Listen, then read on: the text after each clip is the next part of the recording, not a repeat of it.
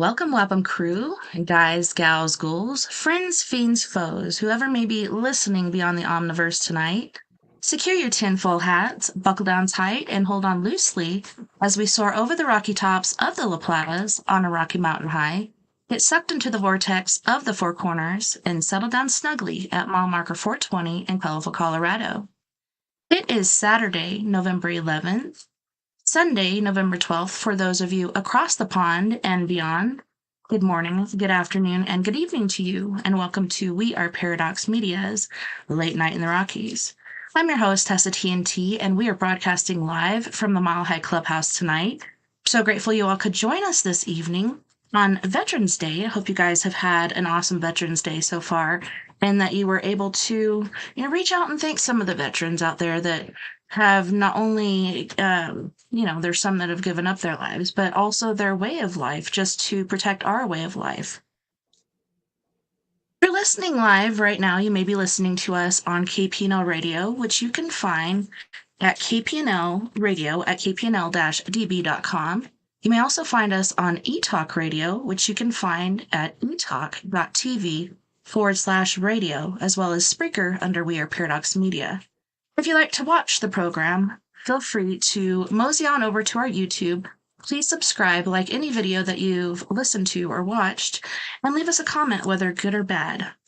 We're also live on video on Twitch under We Are Paradox Media, just one word, as well as YouTube, and I just said that, and Facebook. So many places to remember. As far as listening on podcasts, we're basically anywhere you listen to your podcasts. So just look us up under We Are Paradox Media, and that should be pretty simple. Sometimes we're listed as WAPM 101, but yeah, for the most part, it's We Are Paradox Media. So tonight I have a treat for all my guys and gals out there. Tonight we will be talking to and getting to know Mr. Dean McMurray. So he's known as the military medium and is an internationally acclaimed psychic medium healer, dowser, and ordained minister. His story, so powerful and so authentic, is unlike any other psychic medium out there, and it's why people from all across the globe are drawn to him for readings and personal guidance. So what's his story? Why is he the psychic that so many trust? Spending most of his childhood, I just lost it, in Minnesota, Dean developed a deep love for nature and his country. That love of country inspired him to enlist and serve 24 years in the United States Armed Forces. Dean's service brought him overseas on several occasions, the last of which awakened his psychic abilities and set him on a new path in life, a new mission with new marching orders. After returning from his last overseas tour, Dean's deceased grandmother paid him a visit. He had a message for him. You are a medium, Dean, and it's time to get to work. There were no words, no sound, but the message was clear as any he'd ever heard. It came straight from his grandmother's immortal heart to his own. With this new directive, Dean retired from the Army and enlisted in a new service. He devoted his life to developing these newfound psychic abilities in service to others. Today, Dean conducts readings for clients throughout the world, teaches mediumship classes, presents at regional symposiums, conferences, and workshops, and he is currently working on his first book. Welcome, Dean, and thank you so much for joining us this evening. Oh, well, thank you so much, Tessa. Thank you for having me on your program. I'm super excited. Happy Veterans Day, by the way. Thank you for your service. Thank you for that. Yeah. So, before you joined the military and your grandmother came to you and such, did you have any sort of paranormal experiences as a child or any sort of inklings that something like this could be a possibility? Right. That's a pretty common question that a lot of people ask prior to having this experience that you were intuitive or psychic. And the simple answer is no, I didn't have any foresight that this stuff was coming. And it wasn't until, like in the bio that said, like after my last deployment that everything happened. But looking back, they always say hindsight's 20/20, right? And when I look back, there are moments in time that I kind of go, there was something more there. What was there? What was that? And was I experiencing psychic phenomena and different things before? Absolutely 100%. I just wasn't aware of it.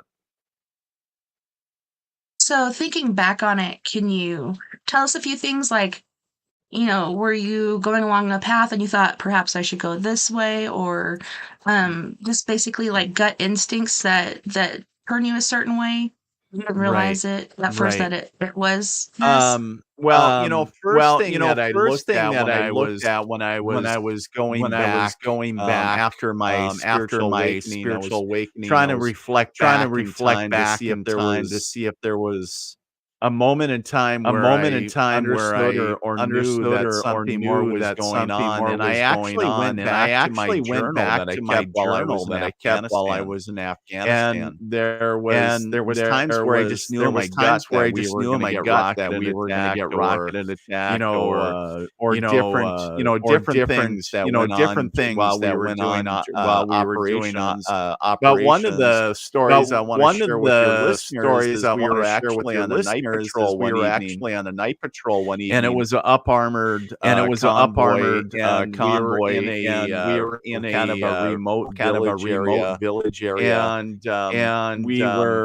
were in a known hotspot, and one of the things is that we stopped, and the convoy stopped, and we knew that you're not supposed to do that. And I was like, what the heck's going on? And I heard a clear voice behind me in the vehicle move the vehicles up another 500 meters. And I was like, what the heck? So I'm trying to get the lead on the radio, and there was no answer.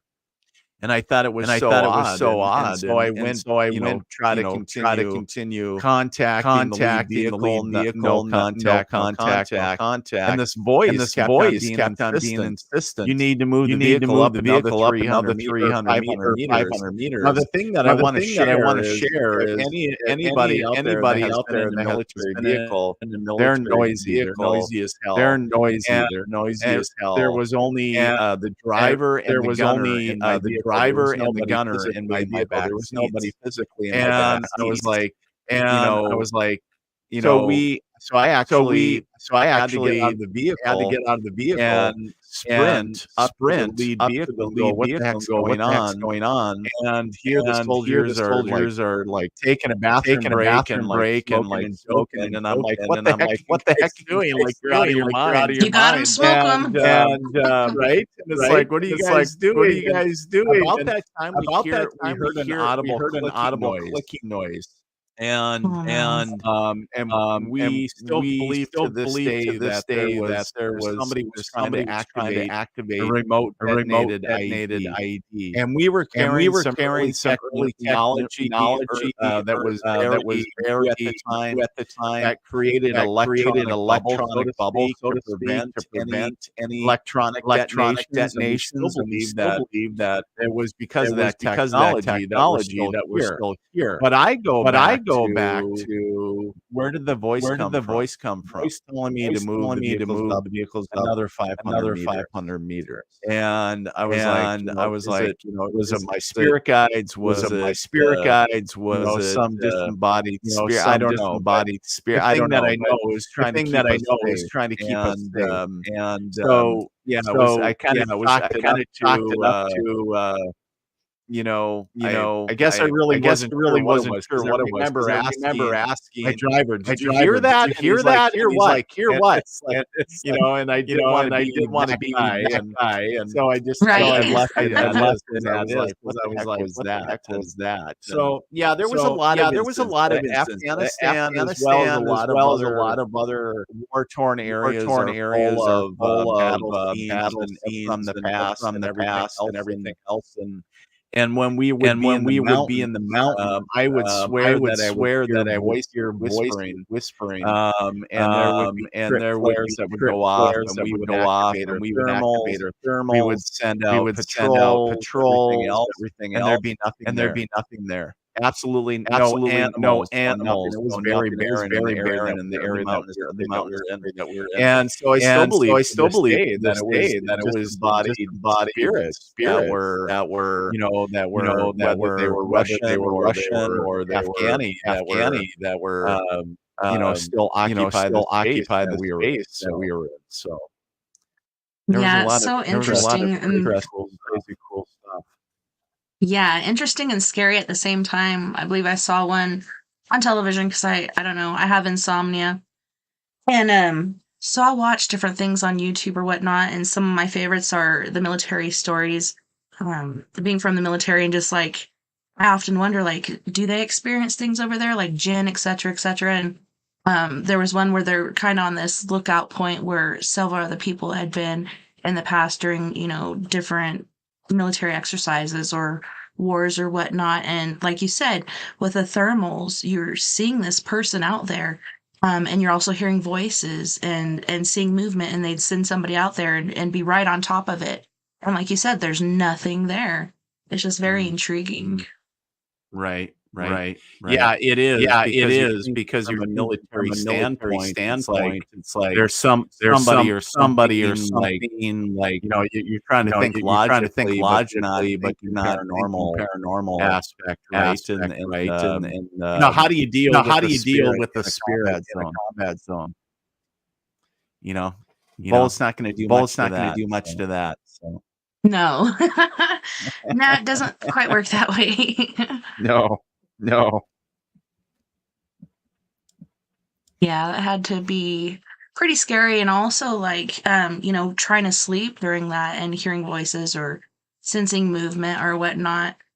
Just trying to get your sleep, but yeah, I never had any problems. I don't remember ever having any problems sleeping. So I think that comes from trusting my soldiers, 110%, and trusting your life with them. So I never had an issue. It was just always the aspect. Always feeling like either somebody was either up on you, or there's something there that's not there. If that makes sense. Mm-hmm. So did you ever meet or notice somebody else that was experiencing anything paranormal as well, or was there anybody like that you can confide in? While I was in the military? Yeah. No. We never had the conversation. So we never had that conversation while I was in Afghanistan. It wasn't until the very last 3 years of my service that I had this awakening. And there was a few people that in the military that'd be like, I saw a spirit, whatever, but nobody in Afghanistan ever anything. Nobody in my deployments or anything talked about it. But not saying that there wasn't a topic that we talked about. Yeah, you don't want to get sent home early or considered to have a personality disorder or whatnot. Right. You just keep that to yourselves. Right. And even I've heard stories of, even if you do write a report on it, whether it's UFOs or something paranormal, they'll tell you to rewrite it and not the way you just did. Because that sort of stuff hasn't been accepted in the past. I don't know about now. A lot of that they would try to probably make sense their logic of it, right? Saying, you probably just light. There was probably solar flare, or so they would come up with a phenomenon saying, well, it was just a wind, it was a landslide, some other national. I can't even speak. The natural currents that was creating whatever you were experiencing. They try to bring logic into it. I know a lot of people do believe in the paranormal that come from the service. But just like I said, in my world and what I was doing at the time, we were supporting a lot of special operations. We were working out of a Ford operating base. We just never even had that discussion. So, if you don't mind me asking, what was like your, like for me, it would be MOS. What was your position? Like, what was your job in the military? And then did it change over time, or did you stick with the same one? Yeah, so my MOS was 11 Bravo. So I was for those of you that don't understand what that is. That's a military occupational infantry. And then I was a airborne unit, the 82nd Airborne Division. When we deployed to Afghanistan, I was in the infantry for almost 15 years, and then when I got out after Afghanistan, came to Army National Guard in a full-time capacity. I picked up a lot of different classifications. The way that it worked is you needed full-time. You had to have a MOS that you were assigned to, and so that meant when I first started that I went to recruiting, and then I went to combat engineering school, mechanics school. So you pick up supply. You pick up a lot of other MOSs in that. So after joining the Army National Guard for the last remaining 10 years, it was a lot of schooling. So kind of stepping back from what we've discussed so far, what do you think about current day events as far as, Russia and Ukraine and America like having their fingers in it, and now Jerusalem, and then America's going over there with, I don't know, towards Syria and such. Like, to me, like, I was afraid of a world war because it's Russia, and Japan is or China was in on that with Russia, supposedly, and then America's just got to get in on it. And that reminded me of what Plato had said about the eagle and I believe it was the bear or the badger and the dragon. So I was just like, oh my gosh, World War III. And then the farther we go along with Jerusalem and what's going on over there, and America getting in on that too, as far as doing bombings and boots on the ground and such. Like, do you have any inkling or any feeling like this is going to get really bad, or what are your feelings on that? To be really honest with you, Tessa, I've been staying out of it. I can't because it is so mongered in fear by both sides. Now, as a soldier, I understand the military aspect. But as a medium, I said about peaceful warrior type deal, right? And so war's never easy to tackle because there really is no winners. There's you're always there's anger, the fighting, whatever. But the thing that I would share is that number one, regardless of what where, is to stay away from the fear. And I think if I could share any message, would be to stay away from the fear aspect.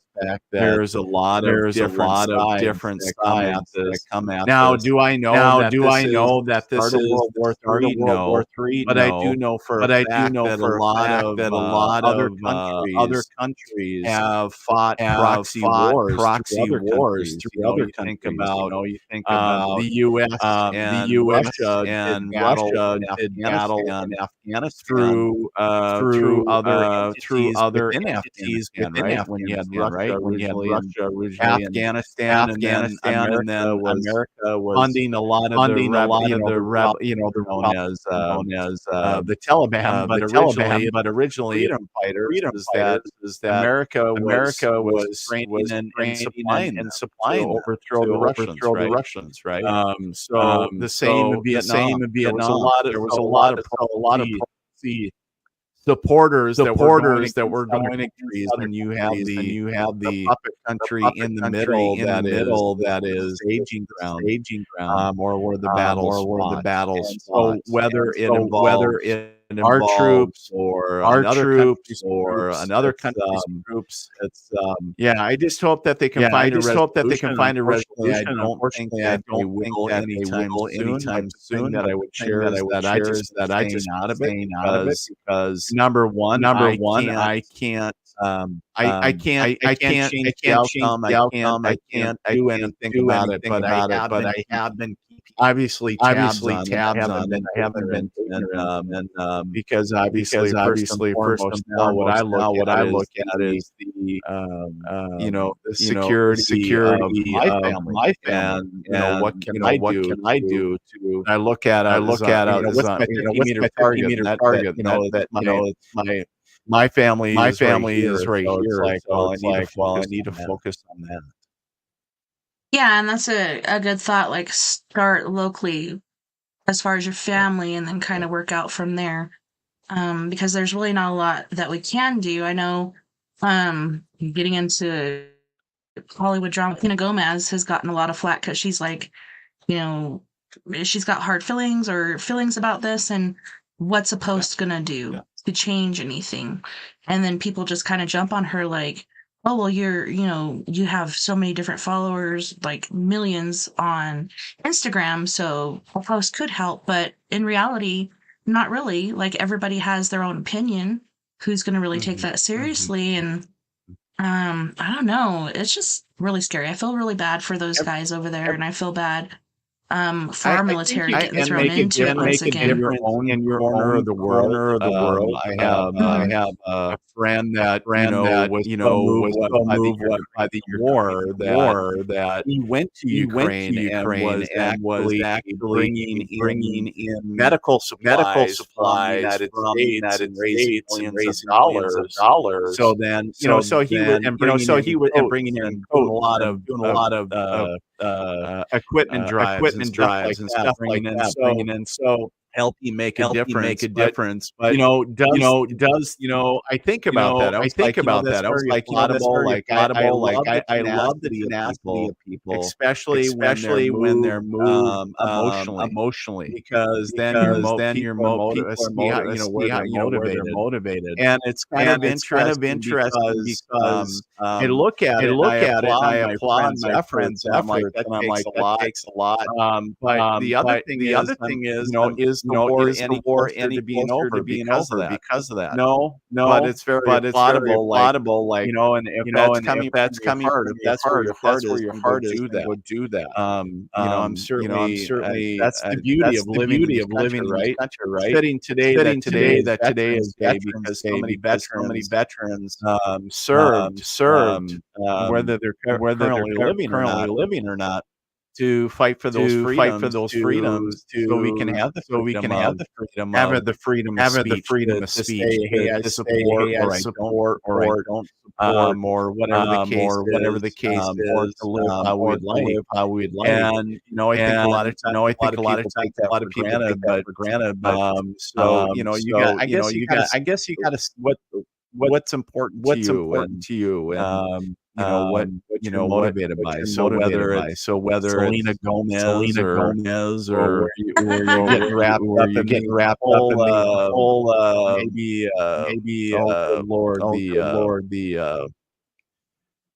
Taylor Swift and her boyfriend or whatever, Swifties. all this stuff.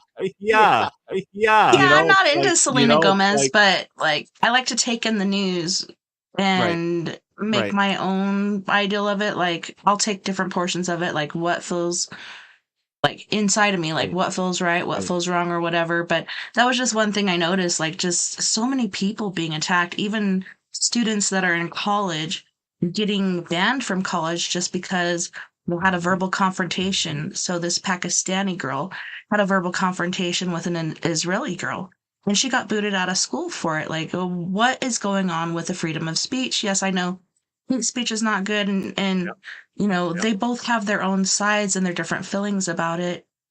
How can you put that against her and just like take away her future that she's working for right now? Like, just like I'm peacefully protesting, people should be able to have a right to say how they feel as far as what they know is like their condition going on in Hamas or whatnot, Right. No, I agree. And I'm really not a Selena Gomez fan or anything, but that's just one thing I picked up. Right. Yeah, I know. There's such the cancel culture, and there's hate culture, and it's sad that people to have opposing points of view, and you don't all have to agree, and you don't all have to like each other, but it doesn't mean that you have to hate each other. We can coexist. And but I think that goes back to we've gone to one extreme to the other, and our species have been around for a long time. So I think we'll be around even longer. I just think there's some pretty poor decisions being made. Yes. Human error is hardcore, and both of us being in the military, common sense is a really big thing that we grow in our garden, and common sense is what we base a lot of things on. And I don't know, I think it makes us smarter, but there's so many people out there just listening to everything. And I don't know if you've noticed, but since COVID-19 hit, there's been a lot more basically strangulation of our free speech, and it's just these days getting worse and worse to where they're shutting down so many different people like Russell Brand and oh my gosh, I can't believe I can't remember his name right now, Joe Rogan, so many different people because of the way they do speak freely. And they're like, this is not acceptable. This goes against COVID regulations. Well, a lot of that we're finding out is not good. I don't know. There's a lot of different trauma going on. And I've noticed being in the paranormal field, I've had my own group since 2012, that when COVID hit, and everybody's locked down at home, the fear rate went up. Anger rate went up. People are just frustrated about the situation and everything they're going through and the loss of their families and whatnot. And I don't know if you noticed or not. Did you notice a upsweep in paranormal activity when COVID did hit and the lockdowns happened? And now it just seems to be advancing quite a bit. I guess it did. I've been talking to for a while. So I guess for me that I know that it was there. But I would share is that I didn't see. I guess like an uptick in paranormal activity, and maybe it's what I call the Volkswagen mentality. And what I mean by that is the aspect of remember when you were a kid. I don't know if you did this in the Midwest, but we did kind of like looking for Volkswagens, and every time you saw hit your butt. Slug bug. So and then after that, you're out looking for Volkswagens. And you tend to see them because they jump out at you because you give in a focus. And so sometimes when you take everything else away, if you're kind of locked in a box, so to speak, maybe during the pandemic, you have more focus on certain things, or you're paying more attention to social media, and where it's right in your face 24/7. You're gonna tend to see a punch buggy. There you go, Robert says punch buggy. Yeah. That's a good one. I'm glad you said that because I was about to bring it up. But yeah, I think it is like what you're saying. Like, you're stuck in this place. Usually you go to your 9 to 5, or you go to school, or you go wherever, and everybody's just stuck in this box. Don't go outside. Don't do this. Don't do that. And so either you notice things, or I don't know. I know that domestic violence and child abuse and stuff actually went up as well. But I ended up getting quite a few calls, and it was difficult for me having a group because you can't get the group together because, one's mom might have COVID or they might have COVID or whatever, and nobody wants to go out and help other people because they're afraid. Which was pretty sad to me. But yeah, I think what you're saying is correct. You're locked in this box that you haven't been locked in for a while, and you kind of notice things you didn't before. Right. For sure. For sure. Awesome. Okay, so going back to what we were speaking about before as far as your paranormal experiences in the military and such. So was it during your last jaunt out that your grandmother came to you? Had she passed at that time, or had she been gone for a while when she appeared to you? My grandmother had passed actually in the 80s. So I was around 10 years old when she would have passed. And then it was quite a long time since I had seen her. And then like I said, I had just returned from my last. It was actually to the country. And we returned, and a lot of things were ending, and a lot of things were beginning in my life. The last of my two children were just born. I was on the last 3 years of my military career.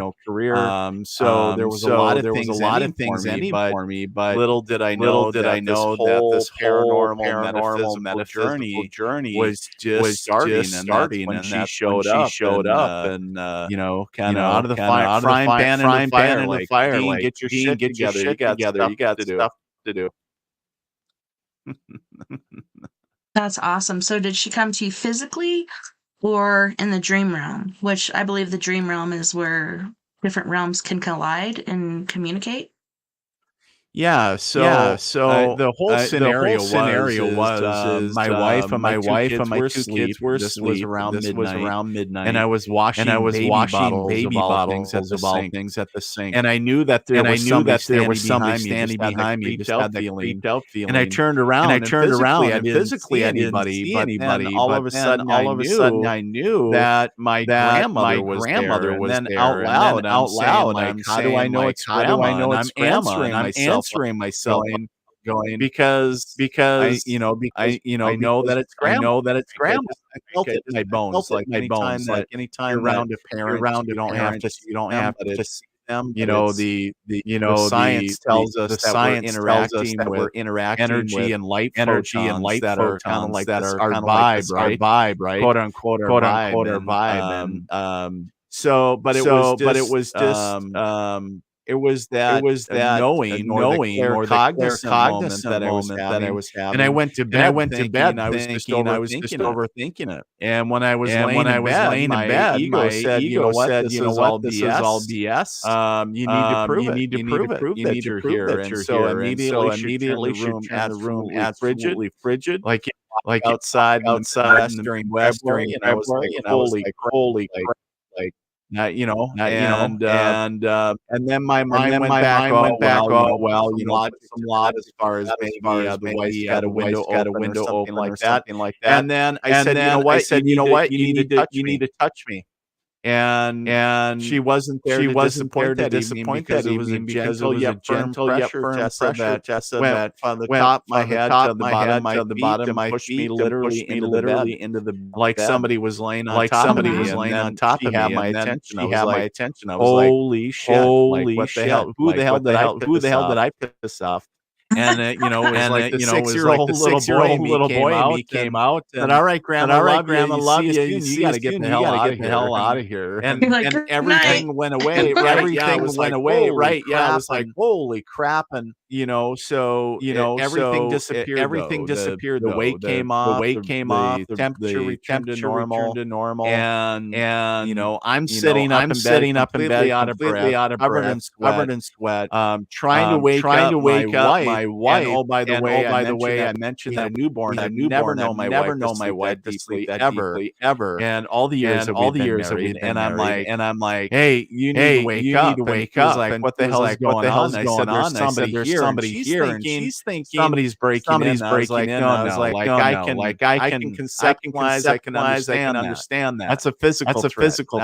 I was like, no, there's like a spirit here. Like, how do you know that? How do you know that? I was like, right? There's some freaky shit going on, and to back up the whole story, about 2 weeks before all this, we actually had a psychic out to the house, and I jokingly referred to this lady as the voodoo chick, and because clocks and pictures were coming off the wall leading up to this event. Oh, wow. Yeah, so it was like paranormal, poltergeist type. And I was like, we need to get the voodoo chick out here and get her to do some crazy shit. And nothing, she came out and started connecting to my grandfather, who was a World War I veteran. Nothing quieted down. There was no answers. And then I went back to her after my grandmother came to me, and I was like, we got to figure this shit out. In your medium. She was like, in your medium. And I said, you're full of shit. And she said, you know what, I probably am.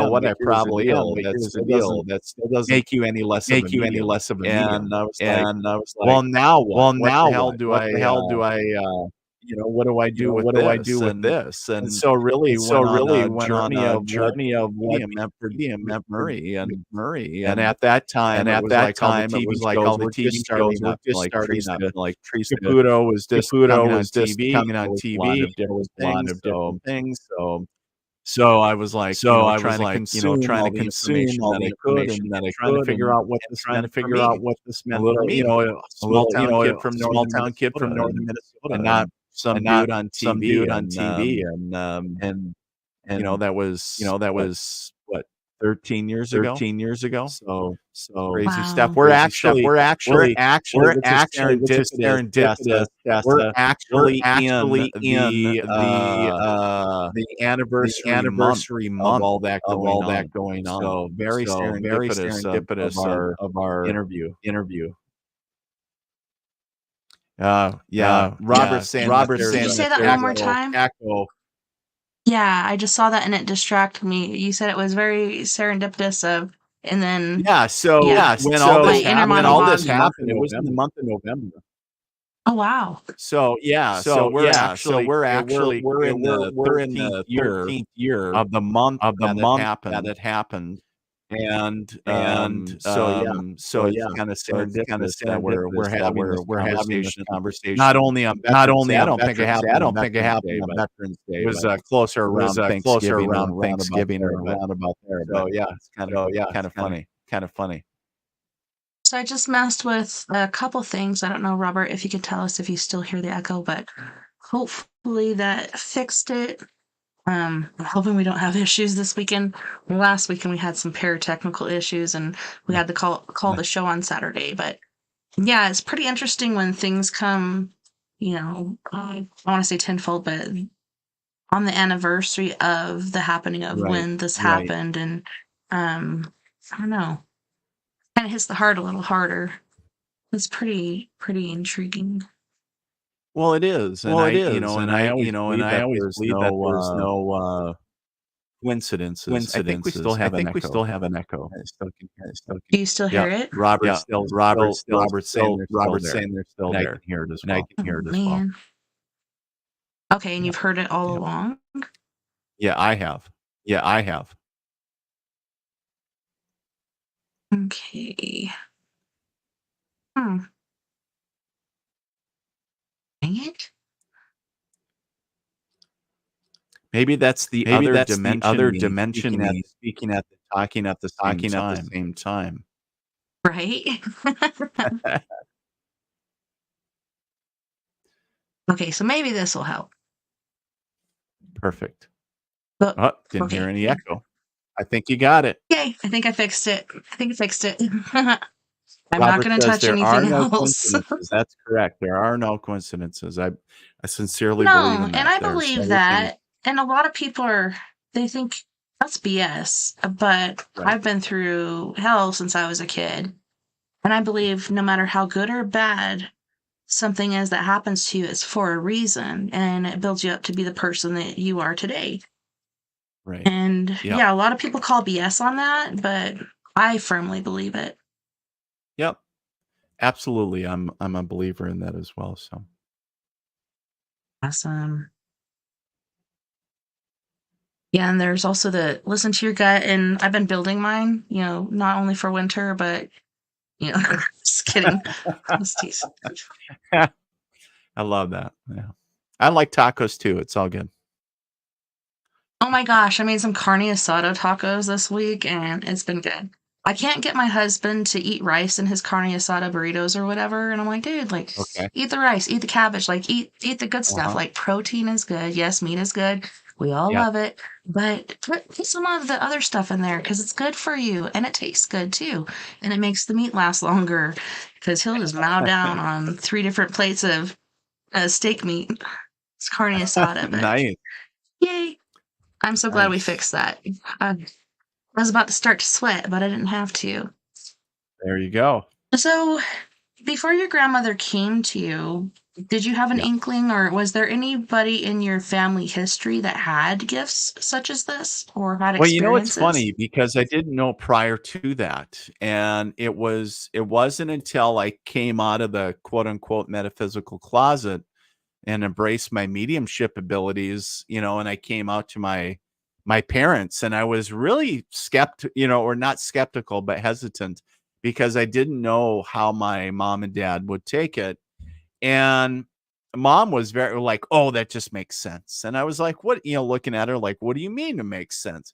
"Oh, you were always such a sensitive kid and you had imaginary friends and and all this, that, and the other thing." And then dad was always quiet.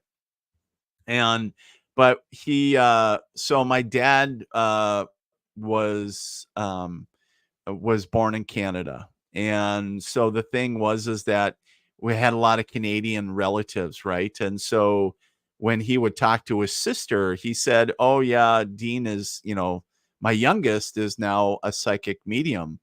And she said, "Oh, well, don't you remember Aunt so and so? She would do tea leaf readings in the parlor when they would grow up, evidently." And he didn't remember because that's not a memory he had. It was more the girls did that kind of thing, and he was out farming or whatever they did. And but he was like, and I was like, "Well, isn't that interesting? Here you had an aunt that oh, Robert, I completely believe that dad had That's why he was gifts." quiet. Yeah, well, I know dad was a huge empath.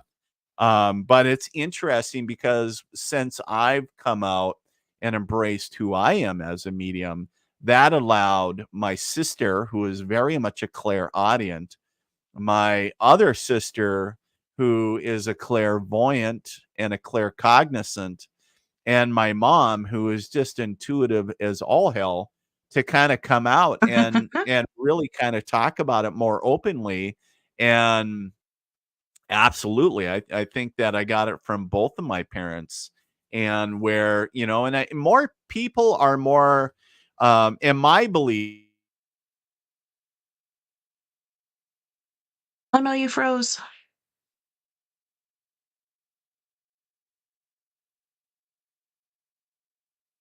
We lost you, Dean. You Am I said, back? Okay, we're back. yes, you said, All right. But we were yeah. talking You were about at, kind of I going. believe. Yeah, my belief is that we're all intuitive. We all have these Hmm. abilities, but for some, it just comes more naturally than others. And other people have to work harder at remembering these gifts than other people. And so, some people say that they don't have it. And I always challenge them as saying, yeah, you do. You may not think you do, but you do. We all Hmm. have it. And, it's just whether or not you want to, develop it at a deeper level. So, Yeah, I but agree with you there. I believe we're all born with these gifts. We all have the ability to be psychic, clairsentient, yeah. clairaudient, whatever clair you might have. Sometimes you might have all of them. And then our children Mhm. being born, it's amazing to look at them and see the gifts that they Oh my have. god. But I It's believe so it's crazy. basically like how you're raised. So some people have the window closed. Like the parents are like, nope, this doesn't exist, blah, blah, blah. Right. So they kind of close that window for you where you can't really tap into it. Then there's others that they leave the window open and they talk to you instead of being like, no, that doesn't exist. They'll try to explain to you and try to help you with your gifts. Like my mom was on that end. My dad really never had any paranormal experiences, but he believed in UFOs and stuff. So I always did believe in them. Um, Sure. but yeah, she died when I was like 5, and my dad later on. But yeah, it's amazing how it is like inherited. I believe we do all have that, and I believe even today, like I don't know if you've noticed with your kids and such how they're born more and more Oh, with gifts, crazy, like in past crazy, lives crazy. and stories like that. Gives you the chicken Oh, skin. yes. I mean, Crazy, crazy stuff about I remember when my son was about 3 or 4 and, we were eating, I think it was dinner one summer on our deck and, just barbecue or whatever, and it was just simple, and all of a sudden, like, out of the blue, it was like, when I died before, like, and he was talking about a past life, and we were like, "What?" Like, caught us all off guard, and he was like, "When I died before," like, and he was talking about this time when he was a riverboat captain. He was like, "I was a captain of a boat," and he talked about all oh, these people dying, and it was so crazy, Tessa, because immediately, and I've never done this since, but immediately I knew I said, "Holy shit, I know what boat it was." And I don't know how I knew, but I went and Googled it. I, like, get ran ran in the house and got the laptop, and I was like, "Oh my god," and I was like, "Why?"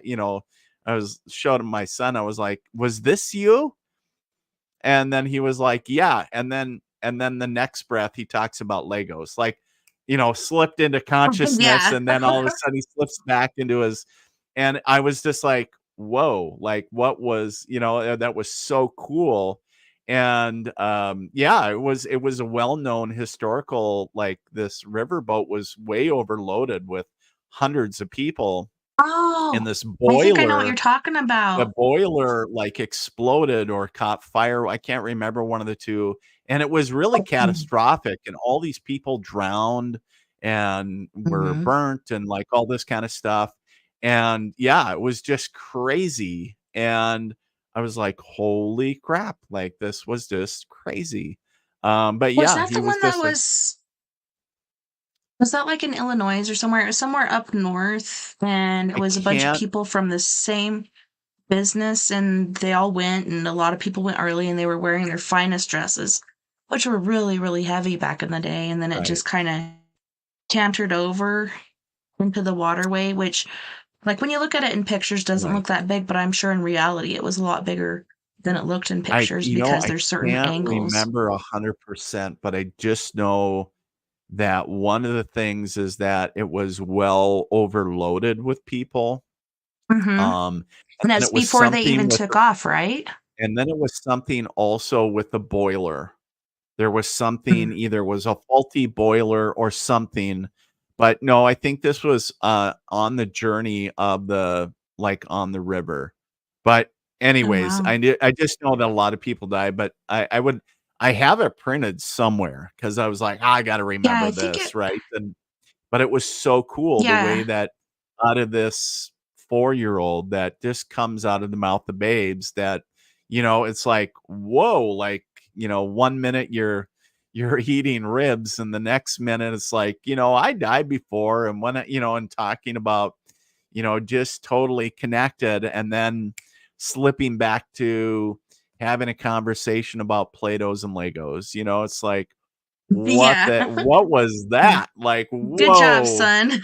Yeah, it's like, whoa, it's like put goosebumps on, Was this um your youngest son or your youngest yeah, child? so That's I have amazing. almost a 17-year-old daughter and, my son is just turning 13. So my son, was born right after I returned, from deployment, and, so he's always kinda like my timekeeper, right? Because he was a newborn when all this happened and everything. So yeah, so he's getting ready to turn 13 here this month.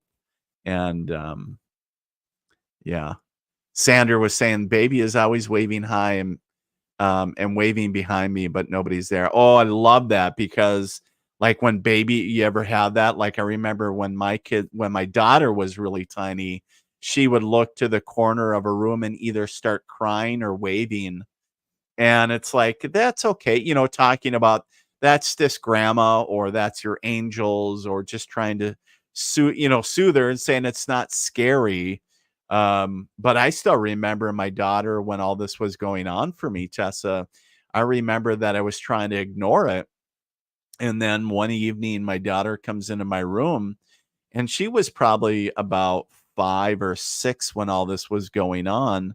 And she comes in at like 2 o'clock in the morning in my bedroom going, Daddy, there's a man in my room. And if that doesn't just give you like, Like, goosebumps and red flag, like freak the hell out of you, not only as a dad, but just as an individual. And so I go tearing into her room mhm. going, where the hell, what the hell's going on?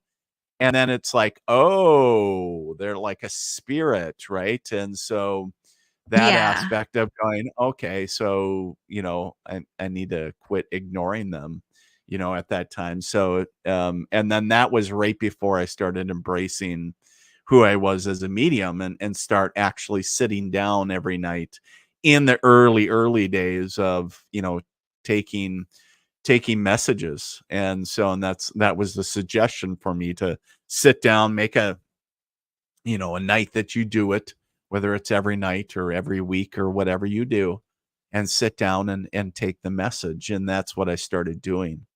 And once I started That's doing that, awesome. yeah, yeah, Well, yeah. it's amazing that you said that, and the reason I asked if it was your younger child is because I have 4 children, and my youngest, so they range from, one's about to turn 24, and then one's 19, one's 11, and one's 8. Well, my youngest, when she was a year and a half old, I come in, and I think it was my oldest daughter had a career day or whatever at school, so they gave her an army lanyard. And of course, she came home and she just, flung it wherever, as most of my family does.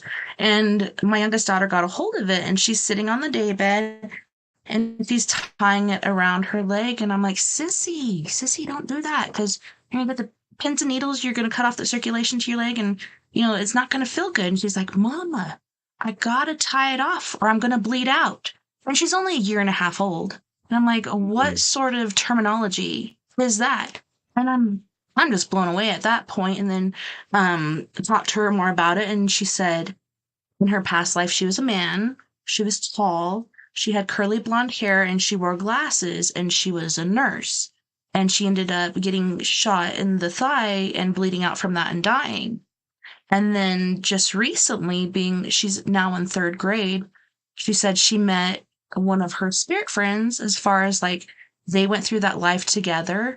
And I can't remember what she said her friend did, but it was so intriguing to me. And like, I've never had past life experiences. I never had friends from the other side, as far as like, how kids or people think kids make believe friends. But Mhm. I totally believed her. I did. And especially the terminology, I have to tie it off or I'm going to bleed out at a year and a half. I'm just like, what the Right, hell?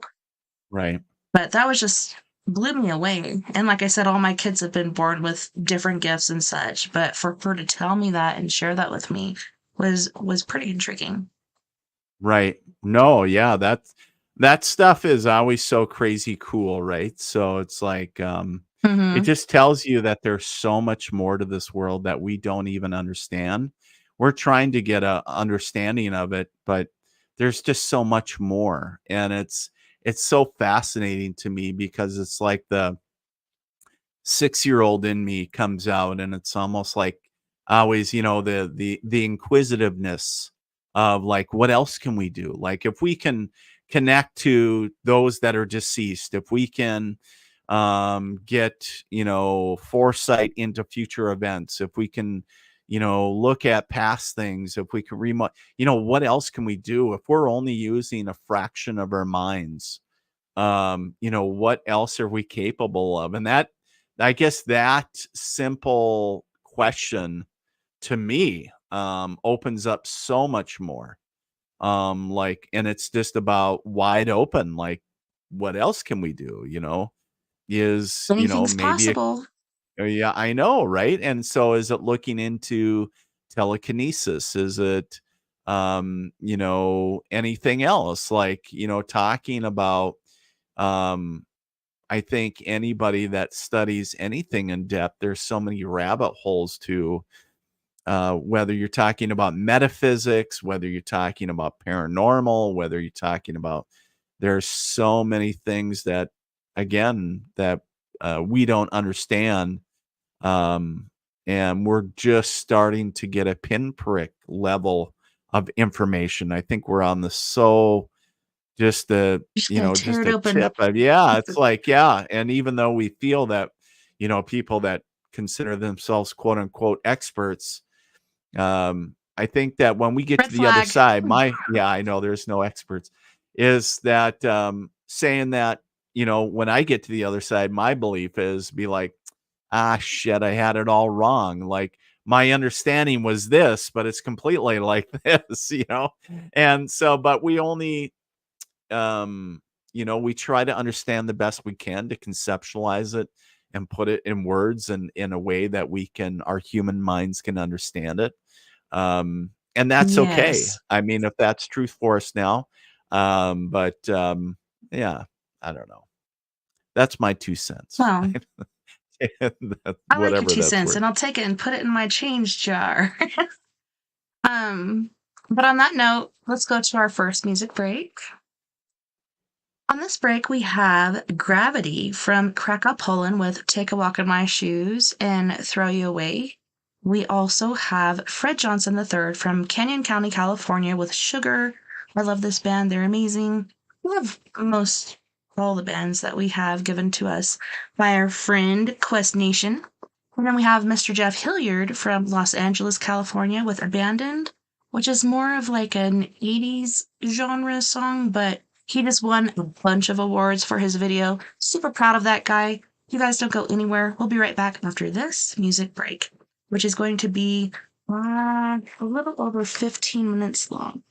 15 minutes and 38 seconds. You guys don't go anywhere. We'll be right back after this.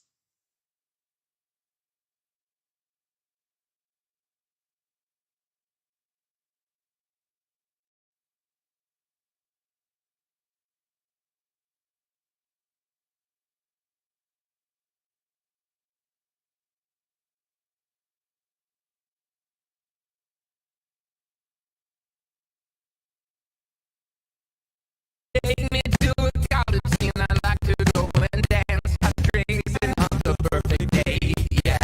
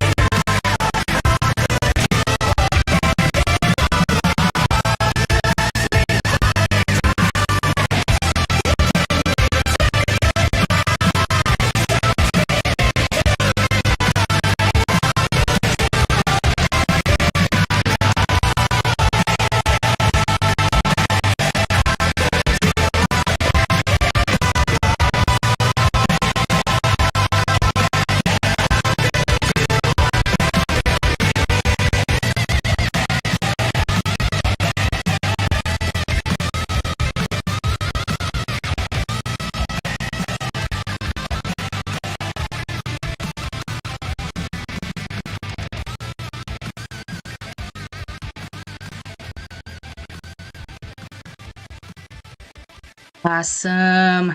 Welcome back, everyone. Thanks so much for hanging out with us this evening. We have the military medium, Mr. Dean McMurray. Welcome back, Dean. Hey, thanks, Thanks for Tessa. hanging out with us tonight. And we picked up the echo again. Really? Oh, wow. I think I know what it is. I think it's the A3. Yeah, I had to turn that on for the music to come through. So that should be good. Got it. Yeah, now it's gone. Okay, good. Sorry about that. No, that's all good. Well, welcome back. Thanks so much for sharing you and your stories. Like, it's been very interesting so far, and I can't wait to learn more.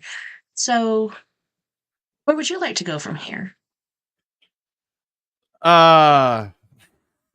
Where do you pull on the thread? Where do you I guess we could go anywhere. I think about a lot of different stories and everything else is like along the way in the journey, and I think about one of the stories because we're getting close to the holiday time frame. It was actually right after Thanksgiving one year, early December, and we actually had our tree up early that year. And I actually had a kid in spirit that showed up at the house. And I was still very much working for the military at the time. And I had just got home from work. And, it's like anything else. You get home from work, you get the kids home from daycare or preschool, whatever they're doing. And then you just kind of get, the daily grind, right, until they get into bed.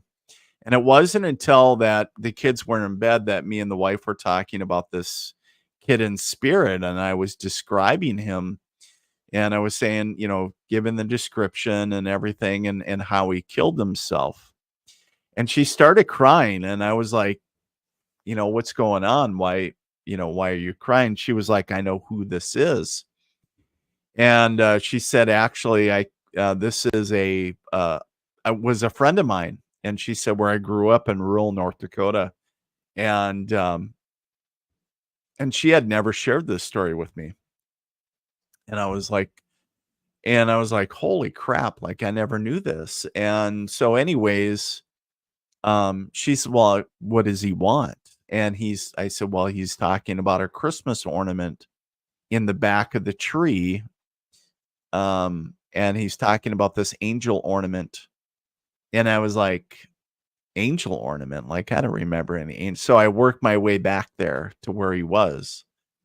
And he was pointing at it. And I looked, and sure shit, there was a clear plastic, about a 4-inch angel figurine that was holding a plastic harp. And it was all clear plastic.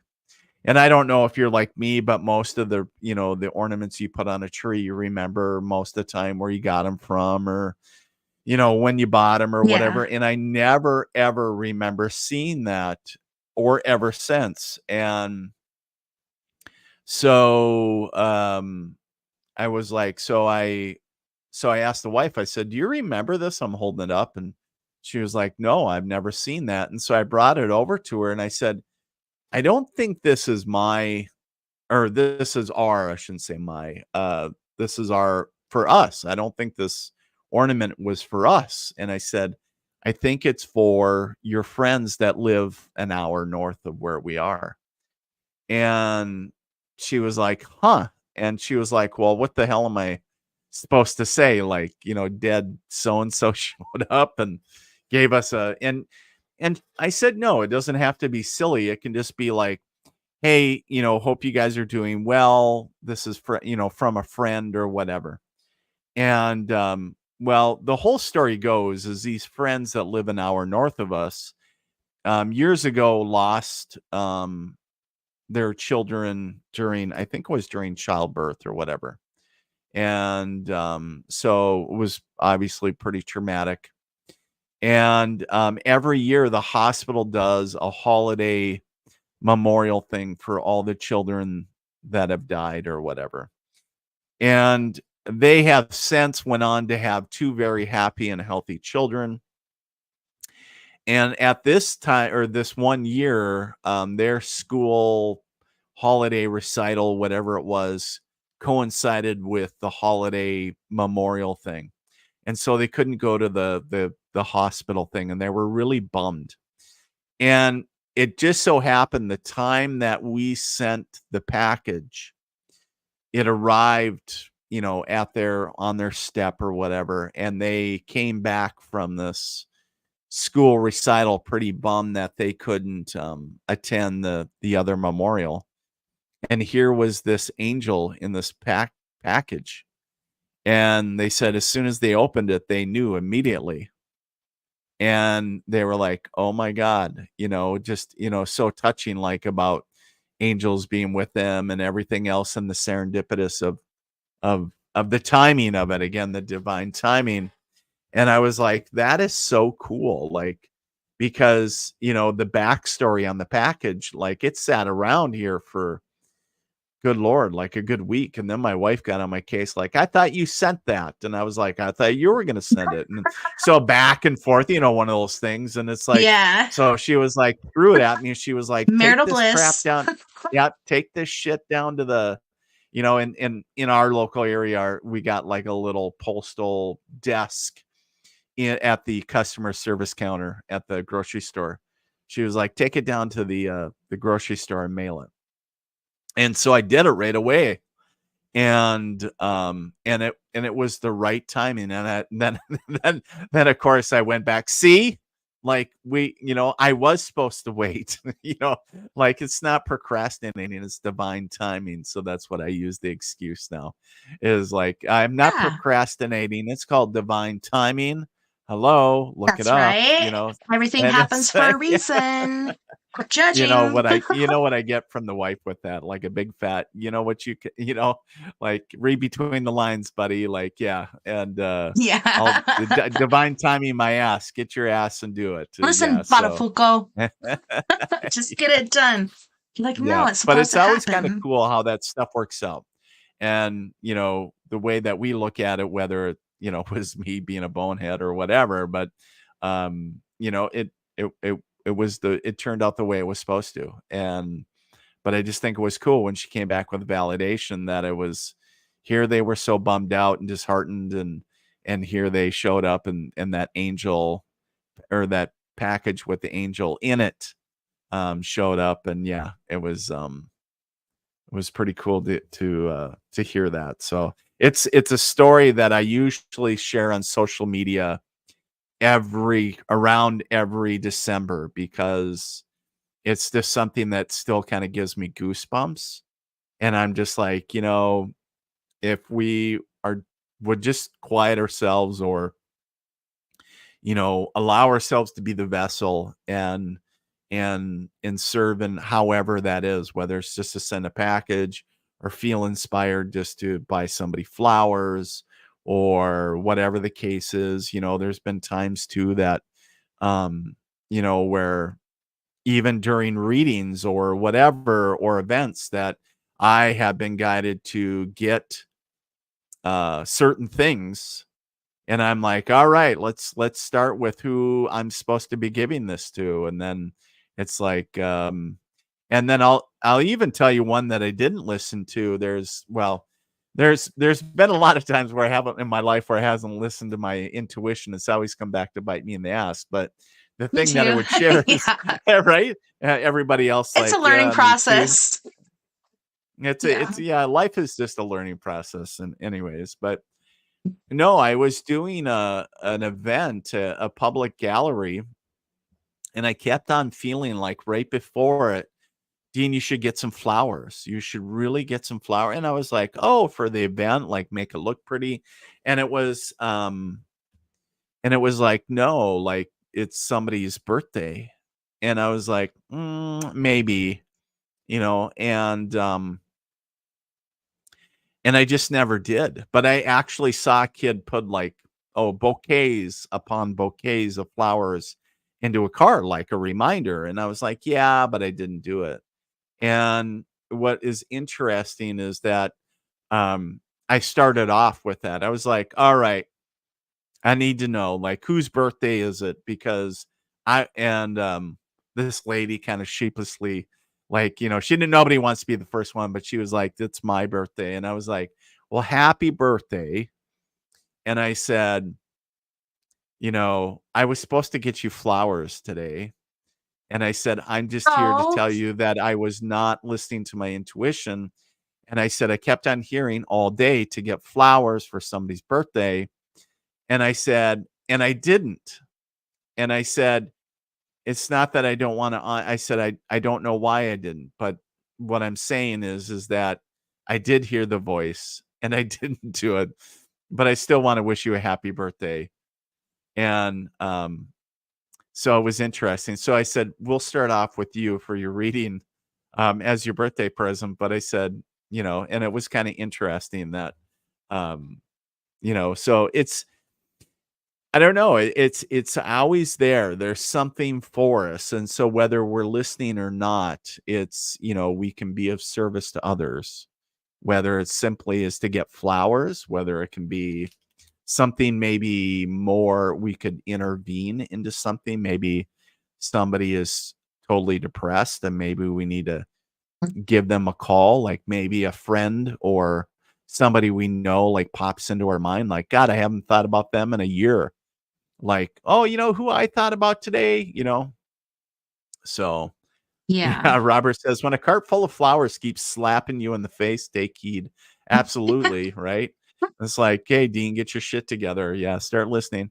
And and it was kind of interesting too, because like what Robert was saying, is because I was also doing at the same time, I was doing an operation, what I call Operation Give Back, and where That's the awesome. lady that was organizing the event, the local event, I said giving back is very important to me.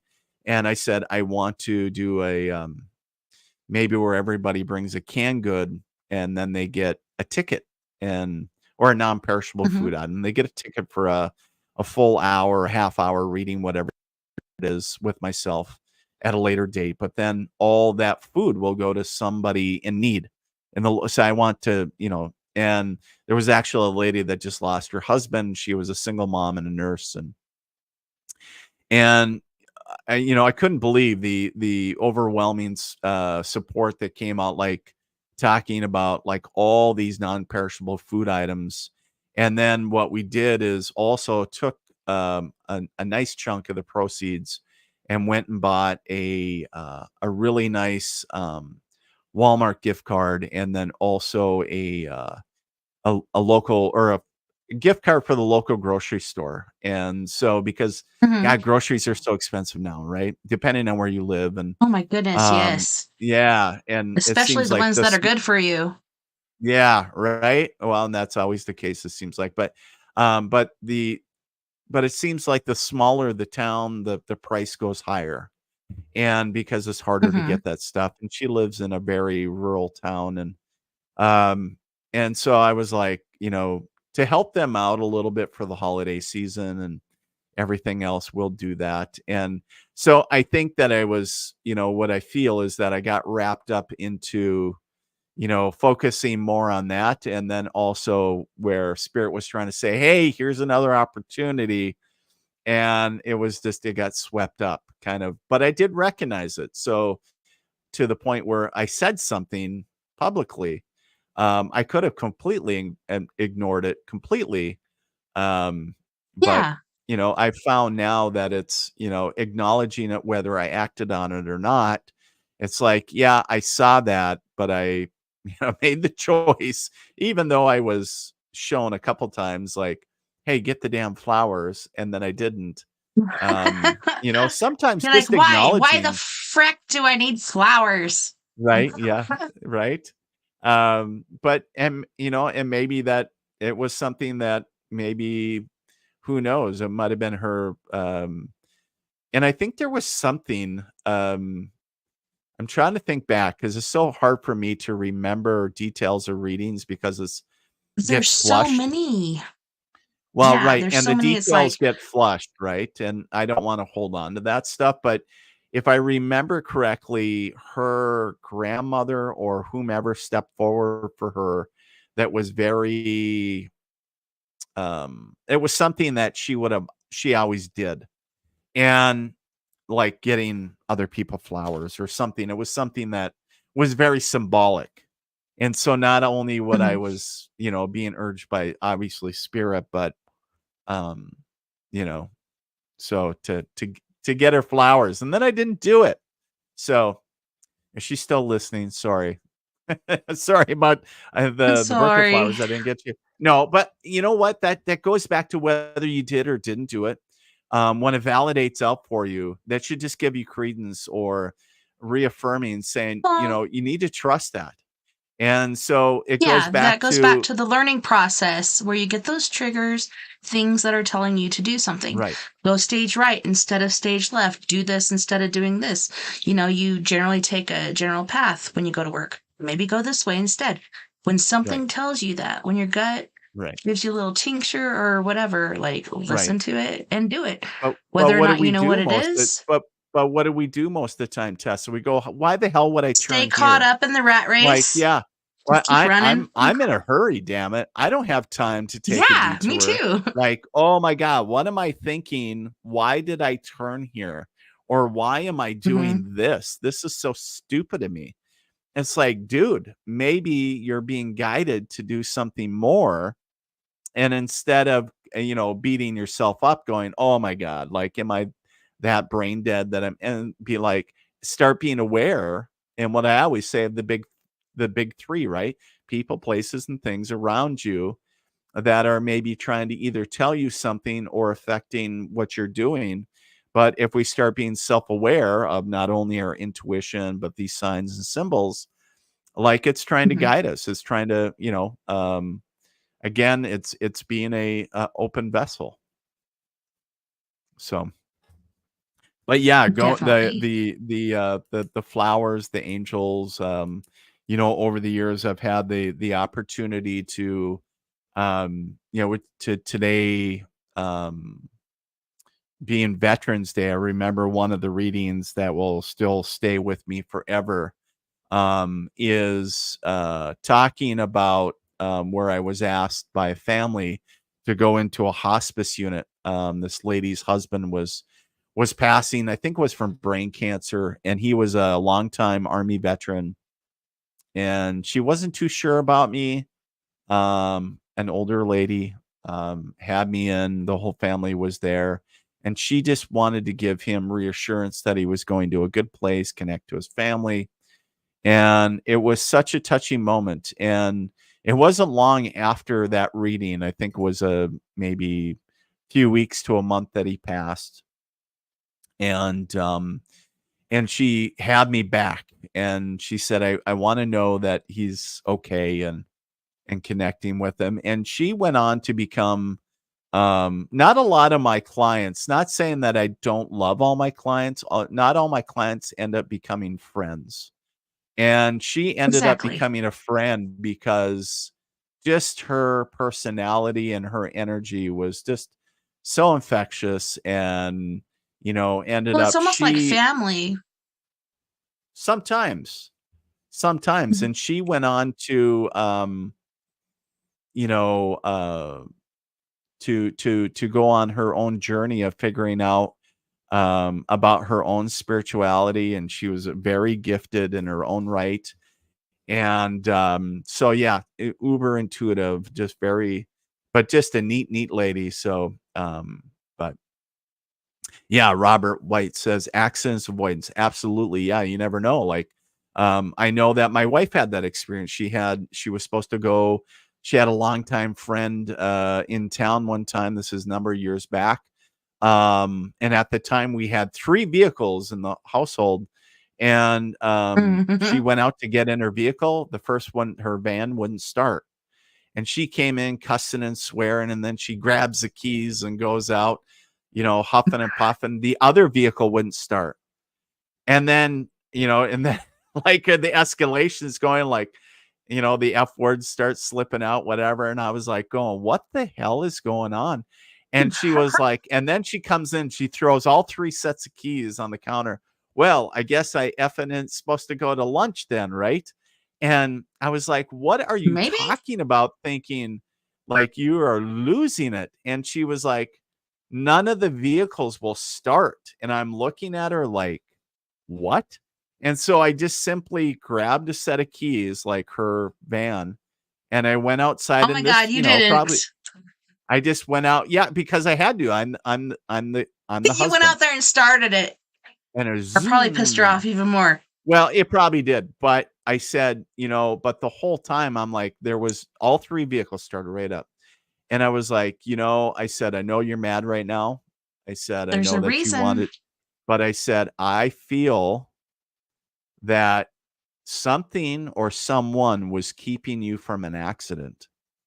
And when she calmed down, she thought about it because she's, more of a feeler than I am. And she was like, I think you're right. She was like, but I was just so looking forward to this lunch with her friend that because she hasn't seen her in so long, that she was pissed that she couldn't go and she couldn't meet her there or whatever.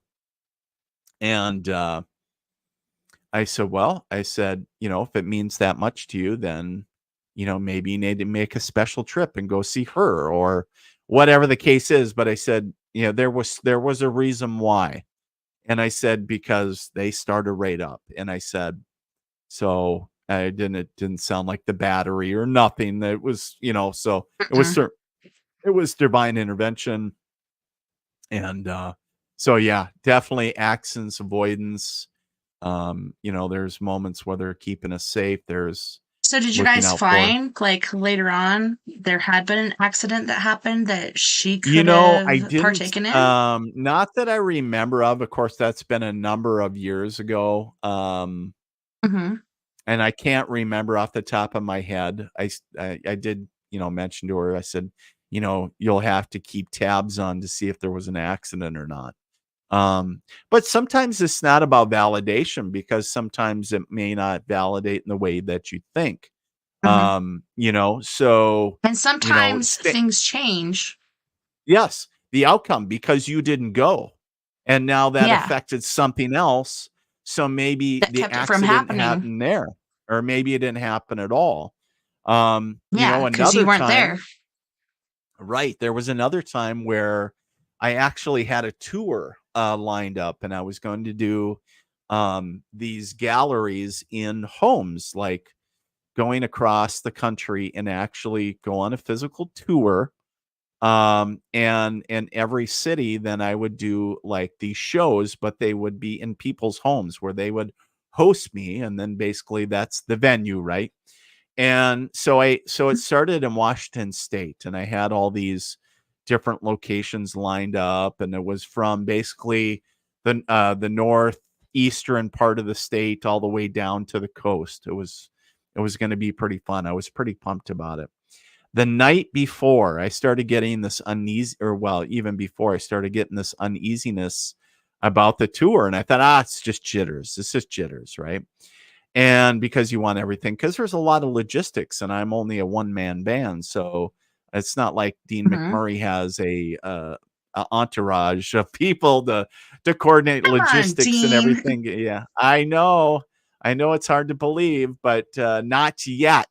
But people do conspire for my highest good. I know that. But long story short, the night prior, I got really bad vibes around it, and I reached out to several people that I trusted, that I know and like and trust. And I kept on getting a no, that I should not go, definitely not go. And I looked at my wife and I said, you're going to think I'm crazy. And this was 10 o'clock my time. And I said, but I'm supposed to cancel. And she goes, I've been getting an uneasiness about this all week. And so here I am. Because a lot of people don't. And so I stopped it that evening before I was supposed to fly out. And I just felt terrible about it. I was like, oh my God, I'm letting all these people down. I had to refund all these. I mean, I went, like there was a lot of money involved and I had to refund all these tickets. I mean, it's just, on a business aspect, it happens. There was a lot. Like money's not the most important thing. If there's something going to happen, that's more important than money. Right. And so, but it was interesting is that I kept on, even though it didn't validate out, one of the things that I told myself is number one, what would I tell other people? Always, always, always trust your intuition. And that also, even if it didn't validate out like readily, continually still trust it because the choice that you made by not going changed the future outcome of whatever was supposed to happen. And so, it was kinda interesting. So but out of it, which was kinda cool, this was down the road, I got a radio show out of it. I got a podcast out of it. It was, a lot of different things came out of the tour that did not happen.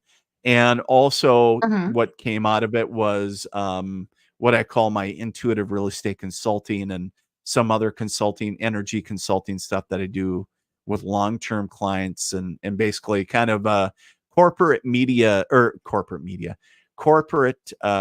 psychic gigs, if you want to call it. So working for corporations and different as being a private consultant and doing what I do, but for bigger organizations like Fortune 500 companies and stuff like that.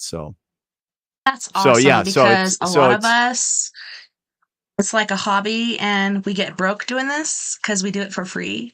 I don't right. know, doing paranormal investigations and cleansings, I feel like if I charge for it, I'm taking advantage. But you're able to go corporate. I just read a story about Lady Gaga and how she hires paranormal investigators to go into her rooms before she stays there. I'm like, Mm. I volunteer. I will do this. Otherwise, I'm paying for it, all of it. Right. Right. But yeah, it's awesome that you got those gigs and that that's happening for you. Mhm. So yeah, so I just looked at obviously when I started doing this would have been 10 years ago as full-time business. When I started doing mediumship and cleansings and stuff, doing it as a business.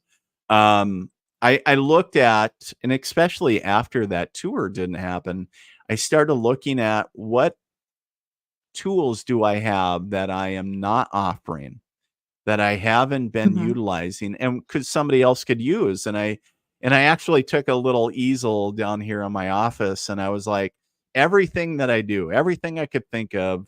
And I was like, who needs these services other than, somebody that lost somebody? I was like, yeah, I get it. I can talk to dead people. But I was like, there's more. And I was like, Mhm. we talked earlier, Tessa, about what else can we do? And so I think when we give ourselves that question, like, what else can we do? Like, okay, maybe somebody does healing work. Maybe somebody does cleansings. Maybe somebody does XYZ. And and then when you ask yourself, well, who can use those services? And when I looked at cleansings, and I do things a bit differently, and I found that homes were selling quicker. The homes that I was doing it on that were for sale, I was like, I, Mama didn't raise a smart man, but kind of the Forrest Gump. But I was like But I thinking, know what love yeah, is, I and I know know you're what a right. haunting is. I know what a haunting is, but I was like, huh, if I'm doing this work and they're selling quicker and I'm seeing results, I wonder if there's a realtor or developer that might find value in what I do. And quite honestly, what happened is I was like, you know what? You don't know unless you ask. And I actually had a You're private giving me event, a some private ideas gallery. right now. I'm just like, Y- I'm excited Hey, for the if future. you guys, so that's where, it was interesting because before all this, I had read articles about a gal that I don't know, where she, California, New York, that she was a corporate psychic and giving Probably psychic Callie. advice to corporations. And I think it was New York Times or somewhere that was in a bigger publication. But if somebody here's the deal. If somebody finds legitimate value in what you provide, I don't give a crap if you're a psychic, if you're a medium, if you're a bricklayer. If somebody finds value and you're actually providing value to your client, that is a an actual thing. So why not? That, It's a to me, and priceless thing you can do for people. Like, right, they right, need to know with sound yeah, mind, because there's been so many times where this is a brand new building. It shouldn't be haunted. Guess what? right, It has nothing to do with the building. It has to do with the land. So it's right, important to right, go in and check it out yeah, and cleanse it if you need to. yeah. Well, right, and the other thing that I found with a lot of times when we talk about real estate, so whether it's spirits or energy attached to the home or the land, a lot of times too, it's residual energy of the homeowners. Because guess what? When we look at people that are selling or buying, they do that because a whole host of reasons, right? Look at death, birth, divorce, marriage, all these big, a lot of different reasons why people buy and sell. And when we think about negative things, or in our mind, what we call negative, with death and divorce, a lot of that residual energy resides in the home. And a lot of people don't realize it, but when they walk in, they can feel the sadness. I have walked into, Mm-hmm. I lost count of how many multi-million dollar homes I've had, my realtor clients saying, I want you to come out to this listing. I don't know what's going on. It's priced right within the comps. It's Oh, yeah, it's immaculate. perfect price. And but so when I roll into it, it's like, oh, the first thing I look at the emotion, I look at the energy, and I was like, it's a beautiful home. Yeah, it might be priced well. It might have all the crazy cool rooms and everything else, but guess what? If it feels like shit, nobody's going to want to buy it. And it's like, Yeah. because, you can do all the painting, you can have all the cool flooring and everything else, the bamboo from Tijuana. I don't care Moldings. where. Yeah, you can have all that stuff, but if it doesn't, because what, you know, and I'm sure maybe Tessa, when you and your family were looking at homes or whatever, what is one thing that you probably said when you walked into a place? Do you remember Okay, so this is anything? crazy.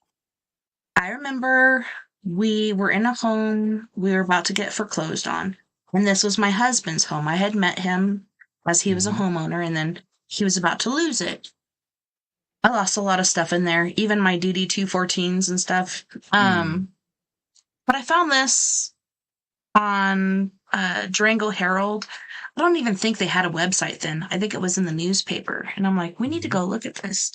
And it was strange because as soon as we pulled up, I'm like, this is home. Like, this is my home. Like, I just Mhm. loved it. And I felt so attached to it.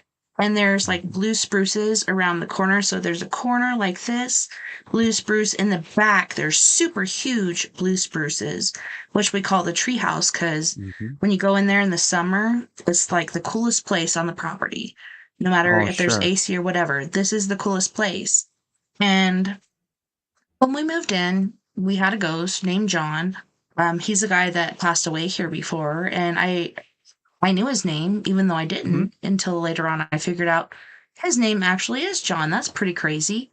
But he's a cool guy. He's just like trying to fix the thermostat because we don't use it anymore. We use the wood stove and Oh. all this other stuff. But I think due to our being spiritually available, whatever, we're kind of like a Mhm. beacon, so things come to us. Sure. So we have more activity than John. But yes, this place I knew immediately. I'm like, this is home. This is my home. And my Yeah. husband's like, really? And I'm like, yeah, this is my home. Cause he's just like, what the fuck? Yeah. I'm like, yeah, Yeah, right. this is my home. And now he's like, Because you felt this it, is my right? You home. felt But it in your you yes, felt it in your bones, you felt it in your heart. And that's yeah. the thing that I was getting to is usually the first thing that somebody says is, "This home feels good." They talk about the emotion or how it feels. Now, I get it. You're looking at the overall, how a home looks, or from the It outside, wasn't the that curb pretty. appeal. But at the The same time, trees were when they nice, walk but in, but when they walk in, you can walk into a very lovely home, but it feels empty, or it feels hollow, or it's hard to mhm. put a word to it. And the energy is hard. you can't, so a lot of times it's, so when they walk in, it's like you can, wash all the windows you want, but if it doesn't feel accommodating, then it's not going to feel welcoming. And so when tweak the energy to remove other people because it doesn't feel welcoming, it's like, well, this is not my house. This is somebody else's house. Well, This it is not mine. was like I said, like we pulled up and I'm like, Right. this is home. This is my home. And Right. Vern's like, really? Because he's used to an A-frame and, Yep. pine-built building or whatever. This is a trailer on a foundation that's been here since the 70s. Right. And I don't know, my heart just exploded. I was just super excited. The first time I got scared was I was getting ready for work, getting all beautiful and stuff. Nobody was home. And I was leaving, and right where the front gate is where my bedroom window is. And as I was leaving, I heard a man coughing in my bedroom. And it freaked me out hardcore. I almost said the F word, but I'm trying not to. I'm trying to be good. But yeah, I was just like, I'm glad I'm leaving right now and I'm going to work and I don't have to go back in there because I don't know who's in there. And then the kids have seen him all throughout the years walking around. Recently, my youngest kids have seen him messing with the thermostat because we don't use the natural gas anymore. We use the wood stove. So John's over there trying to fix it like, why aren't these guys using the thermostat? He doesn't understand because that's the way it was for him. But he's a cool guy. But I think because of us being gifted and us having gifts, it's kind of like a beacon or a lighthouse. Sure. And so things are attracted to us.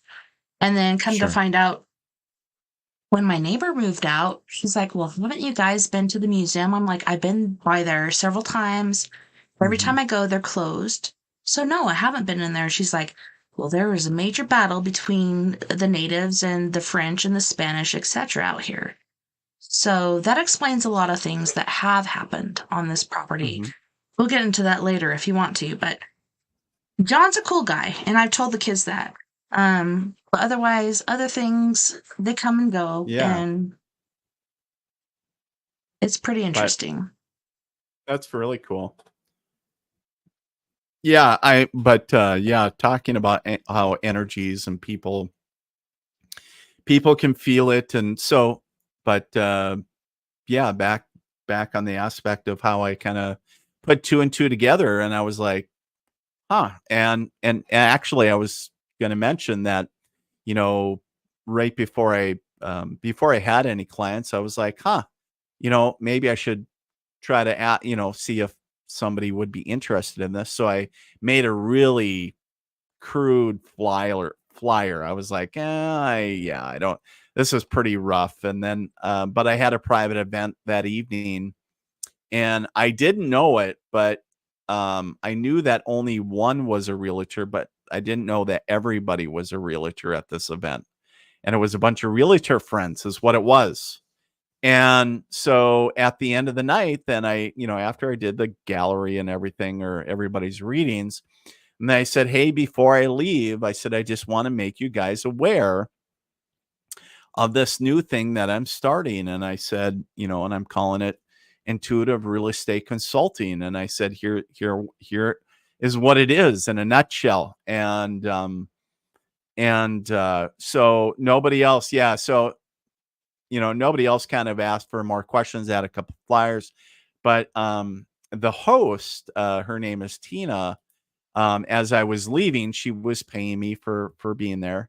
And she said, how much is that for the year? And I told her, and she said, that's it. And I was like, well, yeah. And she was like, can I just include that in the check that I'm writing to you? And I kind of, my mouth like dropped because it wasn't cheap. It was like it was the highest price tag thing that to date or at that time. It's like, I don't want to say anything because I don't want to mess up this deal. But... Well, and so she was like, can I just write that into the check? And I was like, yeah. And so she did it. And I was like, holy crap. And then word of right. So kind of picking my job. And then over the years, what had happened is it was just word of mouth. and that, their Mhm. realtor friends are That's the best like, I got it. advertisement. A lot of Yes. people, like, pay for Yeah. advertisement stuff. Word of mouth is the best. Well, and especially in small communities like real estate, like in the areas. I mean, I know that even in the Mhm. Fargo-Moorhead area, there's well over 1,000. I know there's over 1,000 realtors, so you could throw a rock and hit one. Um, but these were back in the days. I mean, we're talking over 10 years ago. So, we're talking a number of years ago before the whole housing bubble and all that great stuff. So, it's been going strong for quite some time. And so I started working with all kinds of folks, home developers, realtors, other Fortune 500 companies, and then also um, you know, oh, good Lord, I'm trying to think. Underground utility companies. I mean, anybody that wanted to start shifting energy on a deeper level to increase business. And so, yeah. So anyways, but that's kind of the whole nutshell in that aspect. So it's kind of like, I do How the did readings, how but did I get in a show like a nut like this? No. right. That's amazing. So, And this next coming hour, after we get back from break, I want to talk about dowsing because I remember my granny doing it, but I wasn't quite sure uh-huh. what she was doing. And then I came across it when I took my daughter to a ghost investigation in Las Vegas and they gave us dowsing rods. Oh my gosh, I have to share that experience with you. Mhm. That's coming next hour. I want to know how you got into Yeah. dowsing and how exactly that happened. Like, I don't know. For me, it was like I just go into a place and use my own natural, gifts. Mhm. But then once I come across dowsing, I love to put that in there too because it was just mind blowing. Yes. It really blew me away. Well, thank you again so much for hanging out with us, Yes. and Thank you. no worries. So, on this break, we have Jeff Hilliard from Los Angeles, California with Good Life. We have Gravity from Krakow, Poland with My Last Goodbye. We have Mr. Dan Medina from Gravity. So he kind of, how a lot of bands do. They spring off and try to do their own thing. We have Mr. Dan Medina from Krakow, Poland with I Won't Let You Go. And then Fred Johnson III from Canyon County, California with Sugar. You guys don't go anywhere. We'll be right back after this music break.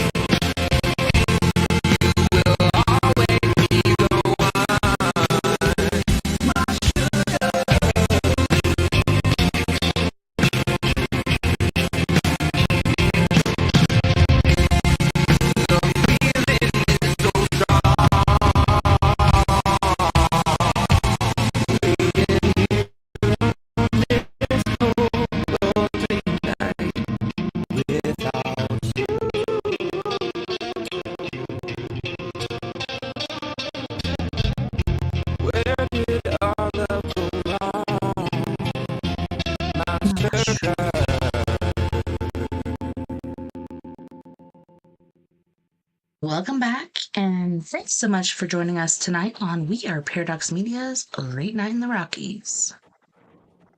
Welcome back, Dean. Thank you. Thank you. Thank you.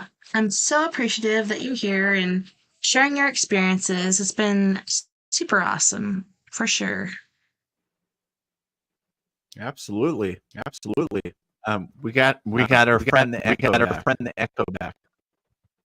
Oh, yes. Yes, I need to fix that. A3, done. Now it's better. We're good. That was our musical friend. Now we're done. We were talking before the break about kind of transitioning into discussion about dowsing, the modality of dowsing, Nice. and which is so fascinating, right? It goes dowsing. Yeah, I remember seeing my granny do it, and then I remember going out there in the winter with her and the rubber bands on the bull's balls, and all these things kind of accumulated together. Okay. Like later on, we went to Las Vegas, and I had done paranormal things, but I'm like, I want to take my daughter on a different paranormal investigation, something that I'm not leading. And that's when I first dealt with dowsing rods on my own. And oh my God, like the energy that I felt and the weight of it was immense. Right. No, yeah. Early on in my development, actually, even before I took a course in mediumship, my wife and I actually took a class in dowsing, and it was more focused on locating energies within the home versus the land, and it was so fascinating. Over the course of the weekend, I mean, the 2-3 days, the experiences we had was so cool, and went on to kind of change and morph into a little bit different stuff as far as doing dowsing a little bit differently. But I see from the comments like talking about people talking about their dad did it, or I think even my dad did it when back when probably I was a baby, when they were locating water And my mains. granny did. Yep. I mean, I it's think nothing new. It's not a new technology. It's not a new modality. And actually there's they actually found that the ancient Egyptians actually did a form of dowsing. And Wow. in the old school way of doing dowsing, there's these cures, and I can't even here we go. I have one of my they were hiding on me. So here's a brass dowsing rod, right? And Nice. and so in the old school way of dowsing, you have your brass dowsing rods or whatever you might use, but then they have just plain brass rods and what they call a cure. Yeah, some people take like hangers from the hotel room and they're like, I can make dowsing rods off of this. And then I've seen things online where they put little like glowing things, so it's like glow in the dark, so it's been charged by light, and it's going to glow in the dark when it does this and that. I guess everybody can have their own take on it. But what I was trying to get at is there's a straight piece of copper is what they call a cure. And a cure is not a dowsing rod. A cure is something that stops lines of energy that are negative, and they are energized with certain. So there's different energy lines like ley lines, all the negative Karman, negative Hartman, and negative Curry lines, all these different energy lines that run through the earth. And some are caused by man-made, some are because of like underground aquifers, different things like that. But what I'm trying to share is that as a dowser, I was trained as far as to go to find where these things were intersecting and causing a disturbance, and then you would place a cure. and basically up against the wall or external wall where it would essentially block it.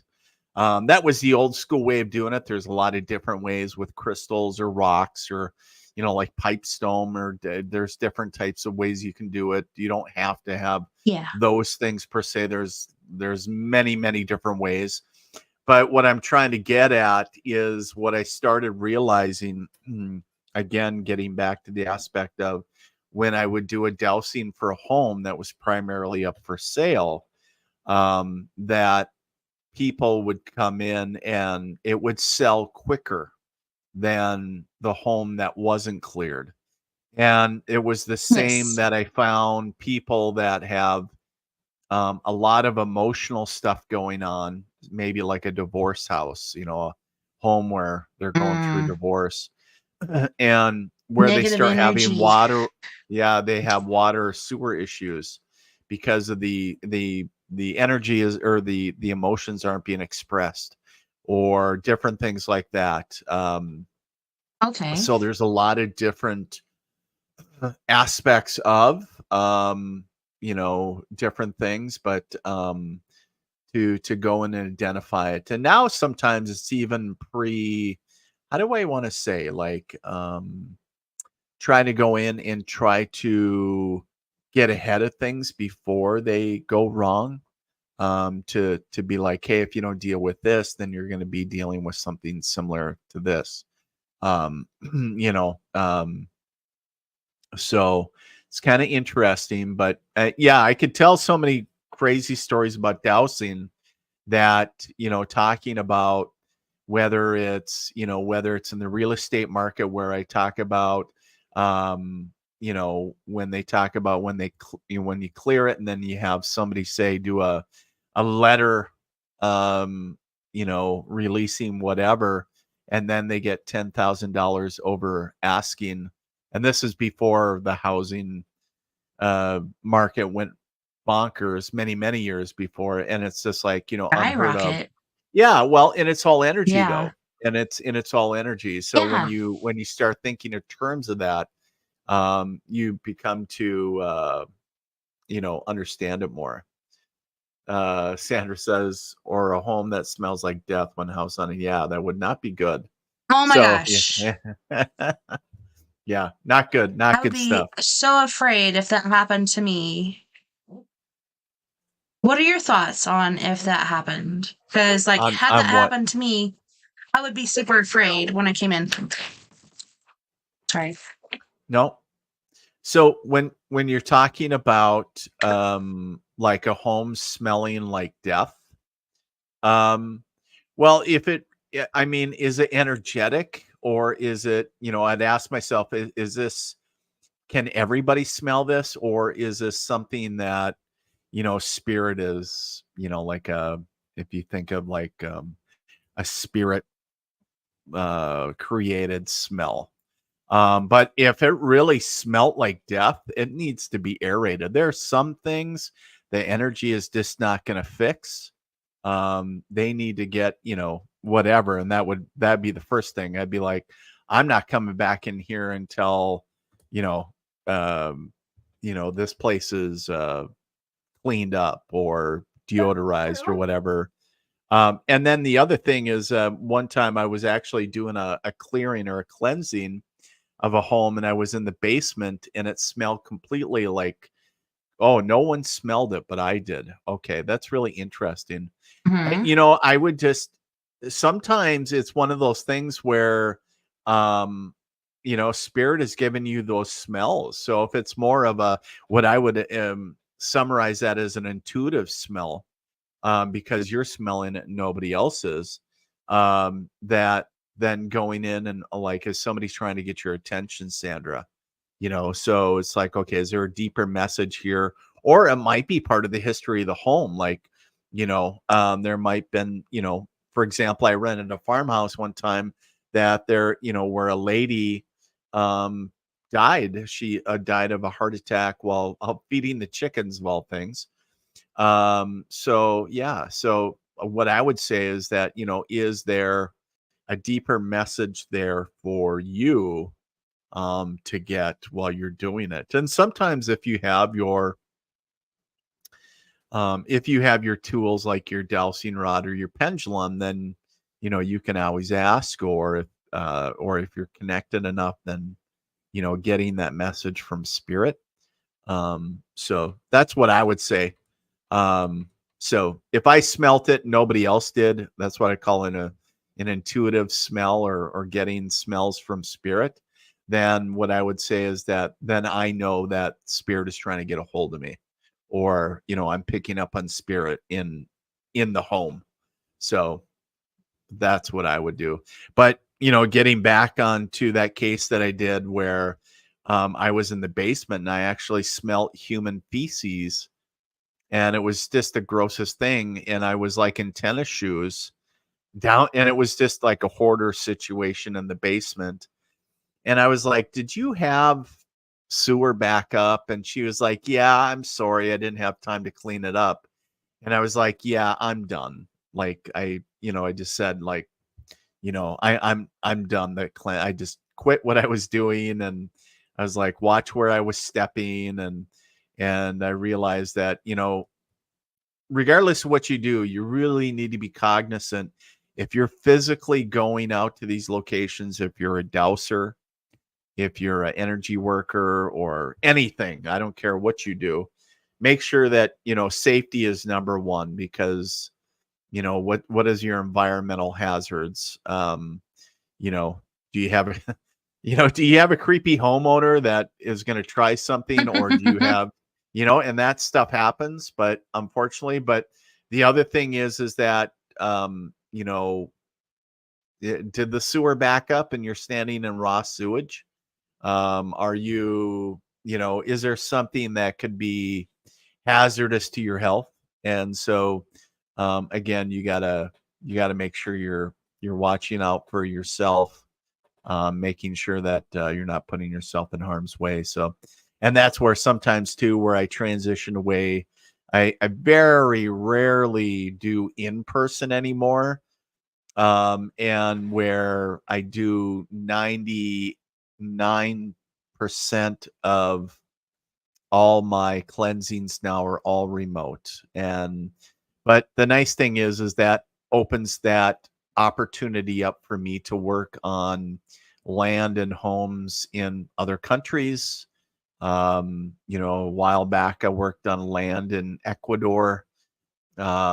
Beautiful land right on the coast. I mean, I was like, maybe I kind of joke with the lady, because I was like, I think we need to talk about this. I may need to go do a site visit and to get the vibe of the land. And so I was, kind of joking, obviously, but I was like, oh, it would be nice to be like, hey, we need to fly you in.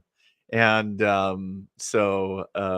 but anyways, but yeah, it's always kind of interesting. So I would always share with people is that regardless of what you do, make sure that you're being cautious, and because sometimes you run into situations that are not healthy for you. And so make sure that you're not only protecting your energies, but protecting your physical self. So I think we're having some technical issues with Tessa, I think, with her camera and such. So,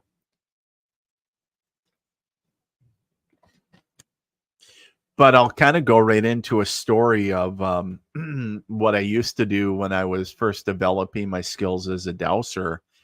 And my daughter was younger, and I would get like 25 cents or whatever.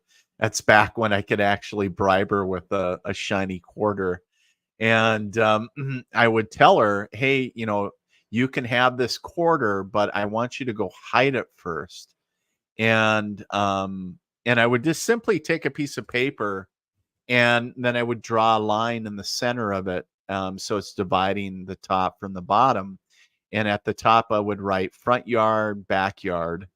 And I wouldn't be looking where my daughter would go hide it, like under a bucket or wherever she's doing it. And then I would, with my dowsing rods, I would kind of get where do I need to start? So, it would tell me, yeah, is it in the backyard or is it in the front yard? And that's where I would go start my search. And it was really kind of fun. So, and then of course, get my daughter involved. And and it's funny that my daughter has 2 sets of dowsing rods. She has a smaller set for kids, and then a full size or longer set for adults. And she used to use a lot more than she does now. She's a very typical teenager, very typical, kid that's getting ready to graduate and focusing on college and all that fun stuff. But what I would share is that, it is an interesting modality for sure. So,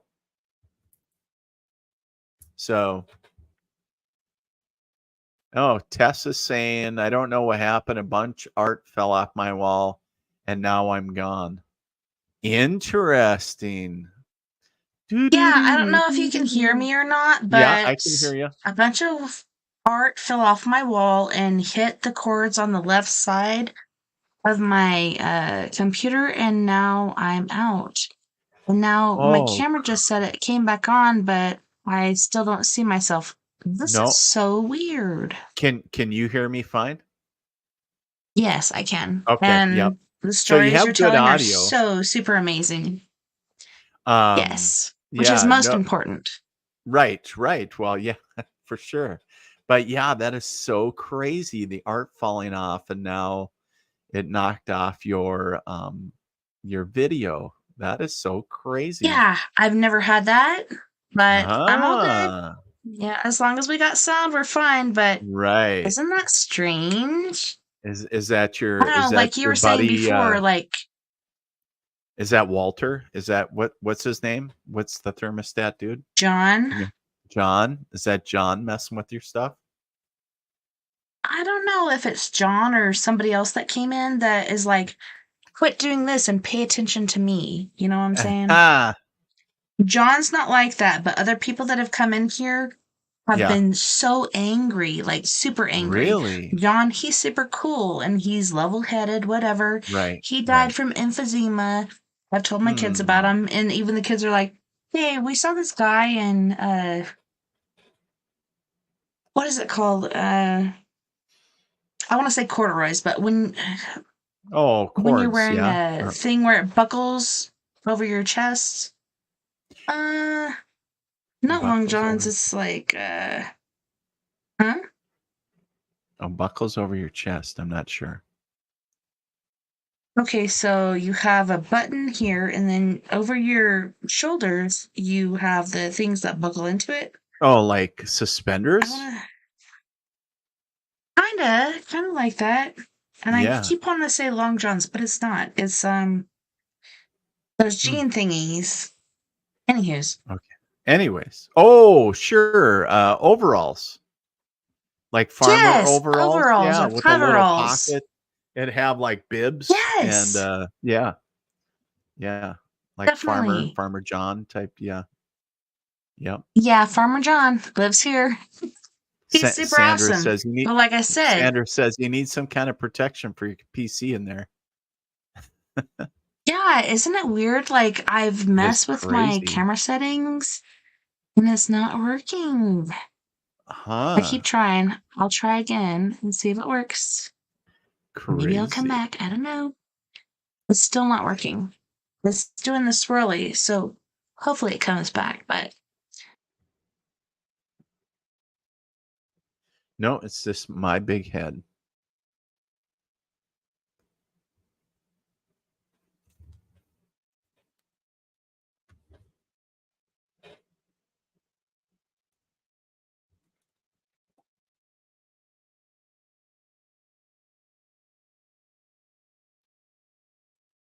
It'd be interesting to hear if, since Tessa is having computer issues, if anybody that is listening has ever had spirit mess with any of their electronics or some of their stories of where spirit either manipulated their computer or mess with anything, like, or maybe put a message across. I've heard some pretty crazy stories where actually, stuff was spelled out, or, different, obviously different messages within songs. But if you had anything like that, it'd be interesting to hear. Tessa is back. No video though. No, I'm trying. I keep pressing the start cam, but it's not working. Okay, so Babaloa Fasongkanimai, or Nimi, said, "We are Paradox Media, sending you positive energy. I'm drawn to you by the ancestors. That's why I messaged you, beloved. Let the spirit of kindness and wisdom cover your aura. What is your zodiac?" Okay, let's not go into that right now. But Yeah. I'm just grateful that you're still here and you can still hear me. Oh, yes. I can hear you from the other side. I'm a multimedia calling medium. to you from the other side. Maybe that's a new tagline. Multimedia medium. Yeah. Yes. Well, I believe in you. I have full faith in you. So just tell me what to do. No. No. So I was just urging maybe some of your followers to, since we're dealing with this crazy thing, to, if they had any crazy stories of, like spirit or maybe other paranormal activity that has manipulated electronics for them. And, like whether they got like messages or something came across the screen. I don't think you probably had any blonde haired girls go, "They're here," and then looking at a TV. No, I have to tell you. What? Uh-oh. You said blonde haired girls. Yes. Guess what? So, what? Both my daughters. See? Look at that. Something's going on.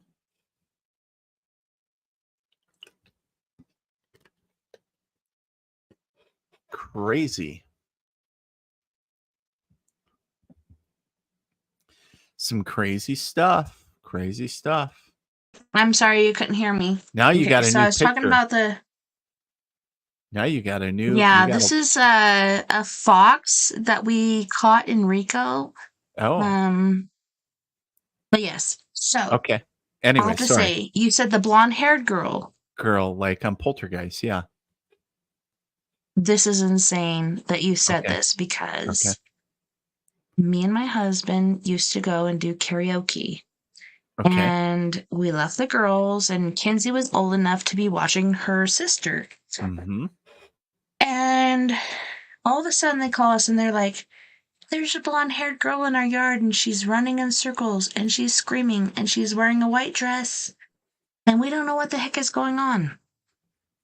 And then all of a sudden, this blonde-haired girl ran from running circles to the door, and she was putting her fingers... Okay, so it's a sliding glass door.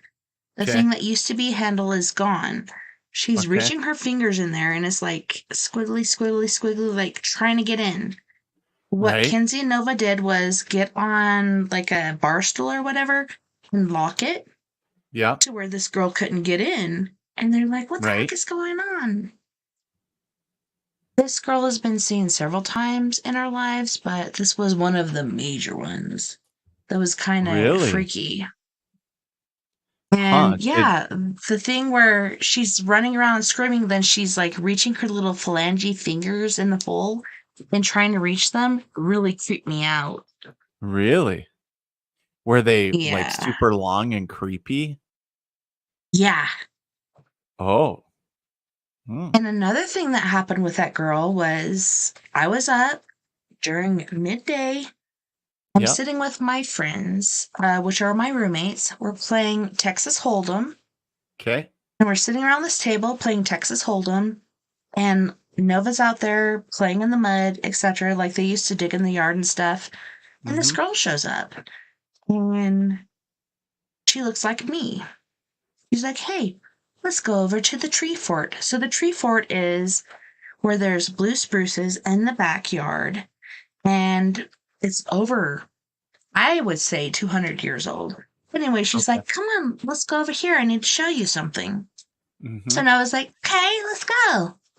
And then they go and this girl pushes her down repeatedly. And she thinks it's me. He tries to get into the back door, tries to get into the front door. She gets into the very, very back door. I don't hear any of this knocking, which is weird.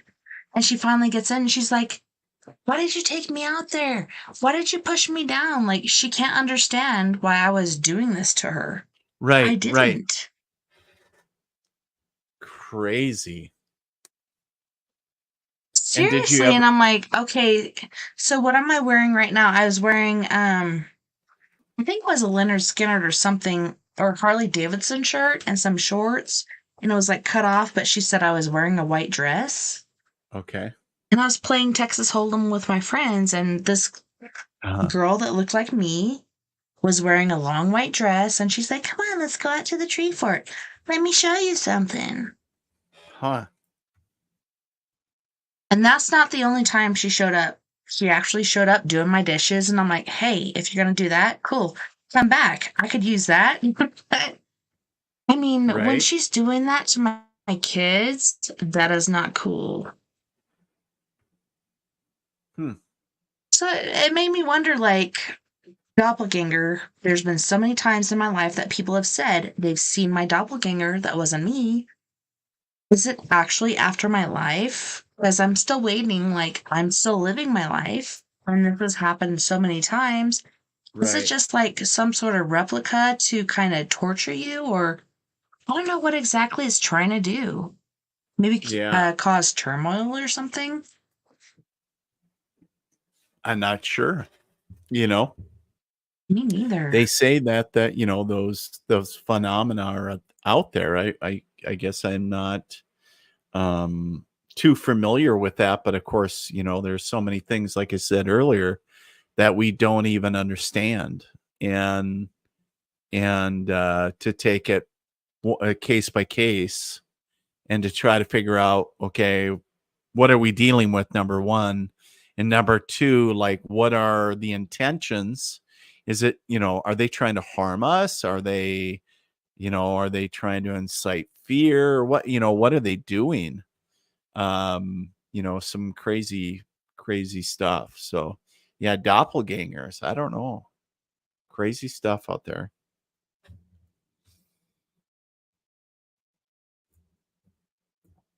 I'm curious if maybe any of Tessa's listeners maybe have had a similar experience with any doppelgangers. You know, I was just asking maybe some of your followers if they've ever had any experience very similar to what you were sharing, which is so fascinating. So I'm just wondering too, like, have you ever had anything like that happen in your no, household? I haven't. And is I've it seen just because I live here? Well, sometimes it can be because of the land. It can be attached And I don't to the think it's land, because or of John. Like I told no, my kids, I'm like, John's super cool. Even my youngest daughter came to me recently. I'm like, that's John. He's super cool. He died from emphysema in my bedroom, and it's okay. Like, don't be afraid of John. But I think there's something else. Something else going on.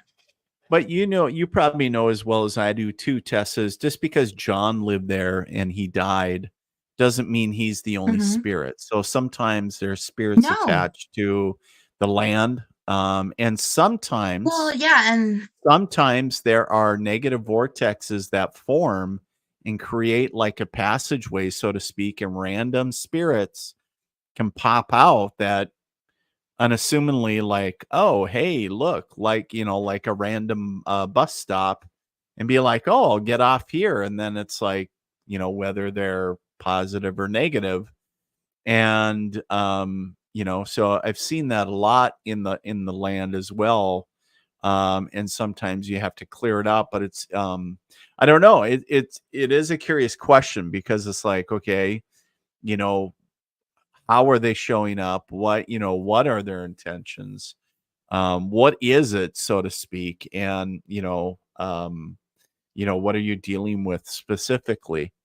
And what is the intention? But so yeah, there's a lot of variables. I mean, there's not just one answer. And I think there's a lot of things that go into it. And again, and what we talked earlier is, we try our best to understand it, but I think at the end of the day, we're still off. But we try to be as right as we can so we can effectively either live in harmony with it or help it transcend to a higher vibration so it's not affecting us in a negative way. And saying, well, if you're a positive spirit or entity, then we should be able to live in harmony with you. And if you're something that isn't not so positive, then we want to be able to shift your vibration so then you can transcend to a higher plateau or send you to a higher frequency so we can live in harmony with you or kind of shift you out of the picture, so to speak, altogether. So, but Yeah, super creepy. Yeah, just like what's happening now. Yeah, very, very fascinating stuff. I mean, it makes you scratch your head and go, that's curious. Like, right? So it's like, yeah, and it was intriguing to me. Like, my neighbor moved out and she's like, "Oh, you haven't been to the museum?" Come to find out, there was a major battle between the natives and the Spanish and the French on my freaking property. I was like, "Are you serious?" Hello. That explains a lot. Yeah. Hello. Yeah. Hello. Hello. Yeah. I mean, that stuff causes a lot of things. I mean, a lot of activity and just like this right now. Yeah. Do you deal with that a lot? Like electronic? No, not a lot. It just really depends on how psychically intuitive somebody is. And the more psychically intuitive somebody is, the more things act up. Just like last weekend, we had a person on Saturday. We had to totally throw the show away.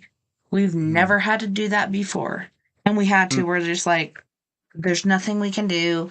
Let's just, start from the beginning and let's go from there. So we're going to do that tomorrow night. So I call that paratechnical issues because that's what the frack it was. Right. And so I got that all fixed, and next show, perfect.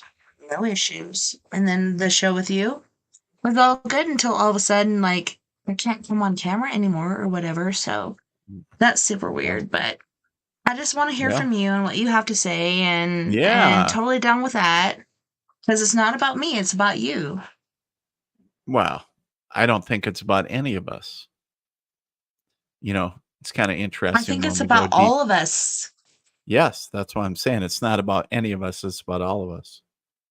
So, yeah, for sure. It's kind of frustrating when you're like, how do I figure this out? Like, I just let it go and I'm just like, let's just continue how we can. Right. I'm looking like a fox. Instead of being a red fox, I'm a black fox. Just look at how sexy and delicious I am. Just kidding.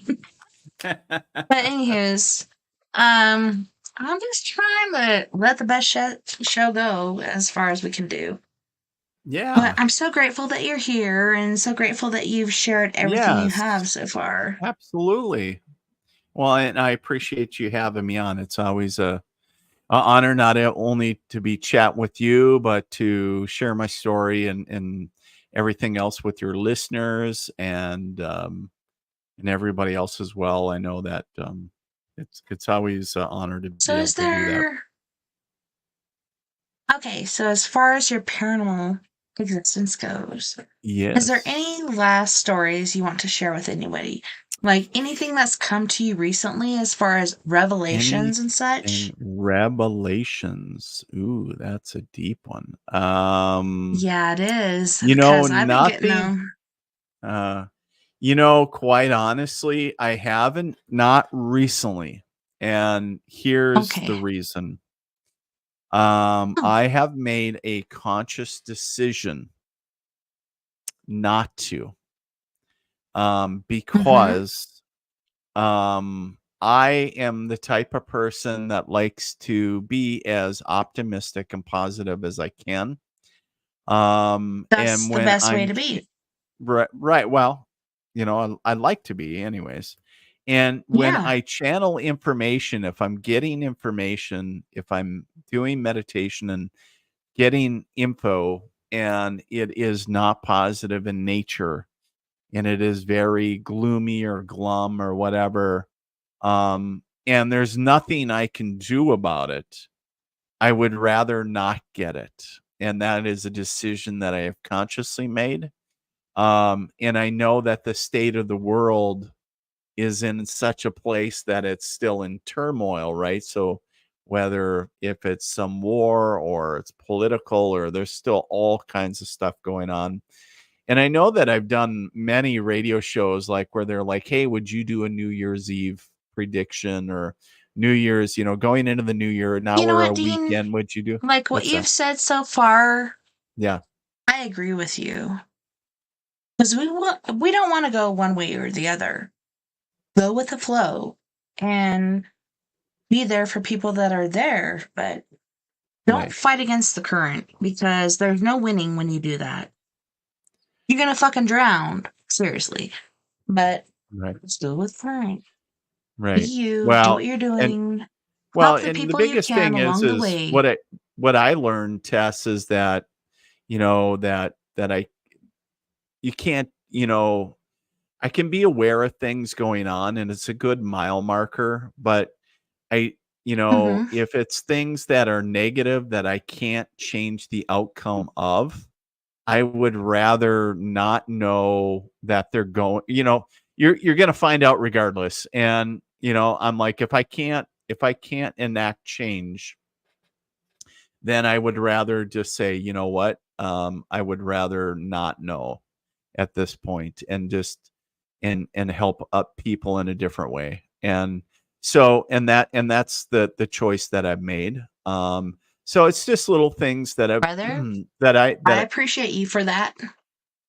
so it's like, because in my world, I'm like, one thing that I can make the choice of, my personal, Mm-hmm. I can't control anybody else and I don't want to, even if I could.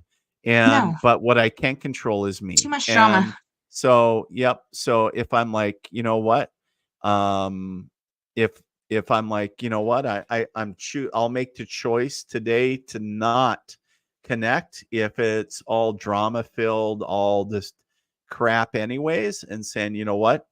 I'm tuning out. It's okay." Like, Mm-hmm. I'm going to focus on other things and I'm going to make a change over It is here okay to instead tune of out. what's I have to that? say, brother, like some people get pissed off when you do try to tune out, but it's okay. It's okay to tune out. Don't worry Well, that's about my them and boundaries, they're right? pissed off at this. That's Yeah, boundaries. just like And do your yep. thing. I'll do mine. I'm gonna tune Yeah. out right now. If you need to get teepee hurt or butt hurt or whatever you're hurting right now, you do that, Yeah, and I'll go over here and I'll do this. I'm gonna be right. just fine. Right, right. Well, yeah, people like feel that everybody has to get involved in their cause or whatever, and it's like, you know, Or their yeah. cause But can affect you. if you allow it, it's like, Yeah, but don't. Don't allow it. And right. that's what me and Mr. Dean are trying to tell you. Don't let those MFers affect you. Keep going your own road. Keep going your direction. You're on the right path for a reason. I don't know. Yeah. Certain people try to affect us and cause different things, but Yep.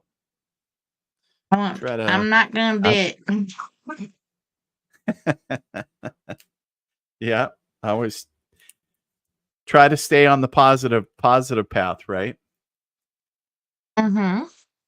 Yeah, for sure. Reject negativity. Keep on the positive. Go along your own Yeah. road. That's right. That's right. Sometimes there's going to be some negativity, and those are bumps in the road. It'll be all right, but don't follow people like that. Yeah. Yep, that's for sure. But it's always good advice. So we're on the very last part of our show. I was wondering, Mr. McMurray, if you Yes. had a singular message or certain things you want to say For the very last, let's say, for the last minutes for and the counting. last little bit of the show. And I think we were just kind of sharing it too, Tessa, is that, talking Me about too. trying to find, regardless of how your life is going, trying to focus on the things that you're grateful for. I know I've been doing 30 days of gratitude on my page for a number of So years now. important. Every November I start, the first, every day the idea is you find something new to be grateful for, just for the day. And it could be something small, it could be something grand, but you can't repeat any of it. It's got to be something new. And the idea is if you follow along with my postings, is if you're doing it, it will actually change your reality. It will change your thinking, and things will be more positive in your life. You'll start manifesting bigger and better things. And so I guess what I'm sharing is, regardless of where you are currently in life, be grateful for what you currently have. Be great. There's always something to be grateful for. And the other aspect that I would share is always trust your gut, trust your intuition. It has I never agree. been wrong. It has never lied to me. So continually trust that, and go forward and do good things. I'm telling you, and one of the things, like, I actually went on to Lorraine Fenton's show just recently, and she's like, if you had one message to share with everybody, and to me, it's important right now in this day and age to lift and raise each other up. There's so many people out there putting each other down for whatever reason. Oh, you're gay, you're this, you're that, blah, blah, blah. Like, what the hell? Like, love is love, no matter what. And love is the most important. Why are you saying this? Because there is love on all these different counters. But yeah, it's important to, I believe, lift each other up, raise each other up, and carry each other on forward. Let's go. Like, I don't know. Yep. There's racism, there's so many different words for it. Yeah. As far as isms right now. Isms, yeah. Genocide. So many people are claiming genocide is happening. Is it really? It kind of seems like it for these two different genres. Yeah. Oh my and other goodness. parts of the Like, to country, me, or it's so other parts of the scary. world. Yeah. Yeah, and it's like there's two college girls. One's Israeli, one's Pakistani. One of them got kicked out of school. He didn't do anything physically. Nothing. He wasn't even physically or verbally attacking this girl. Right. She showed her anger. She showed different things. This poor girl got kicked out of college. I'm just like, I don't agree with that. Like, what I saw, like, she could have physically assaulted this girl. She could have done things like that, but she didn't. And yes, they exchanged words and they're trying to learn from each other, even though it's fictitious, is like it's friction between the two Right. at the moment. But they're sending friction to each other, trying to figure out where each other lays. Right. To me, it was amazing as far as they're communicating, but at the same time, it ended very badly. Each of them had a hate for each other. And Pakistani, Israeli, whatever. Right. That's sad to me. But then I found out that that girl got blocked from school. She can't even go to get her degree anymore. No. Like, this is freedom of speech. This is a girl peacefully protesting. This is a girl walking by and saying certain things. How is that getting you kicked out of school?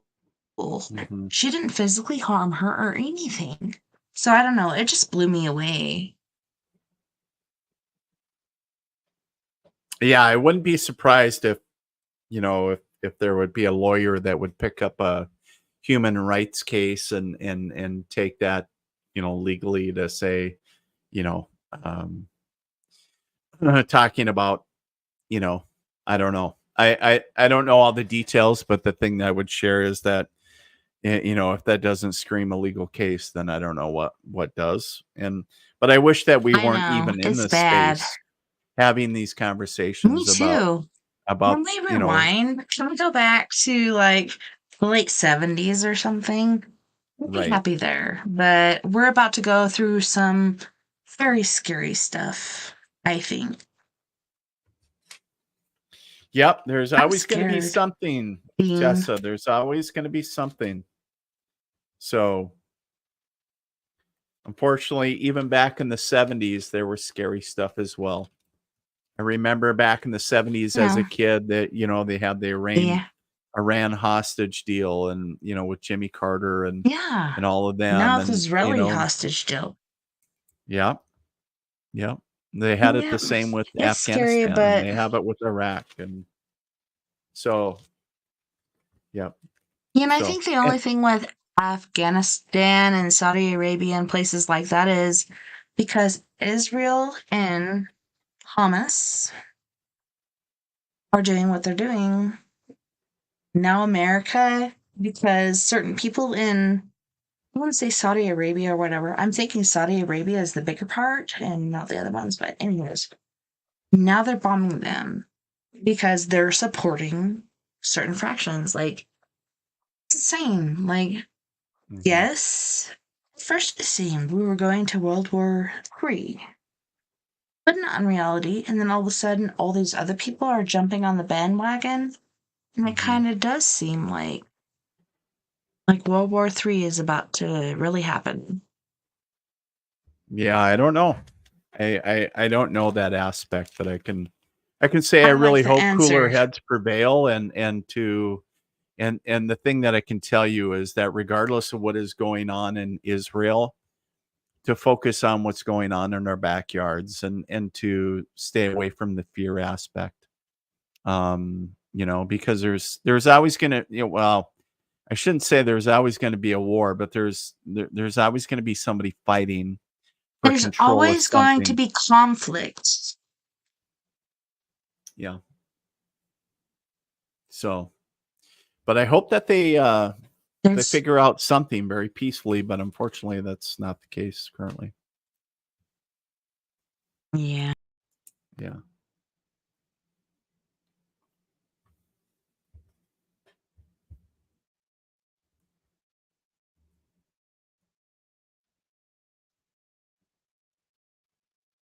Think we lost Tessa again. Craziness. What is going on tonight?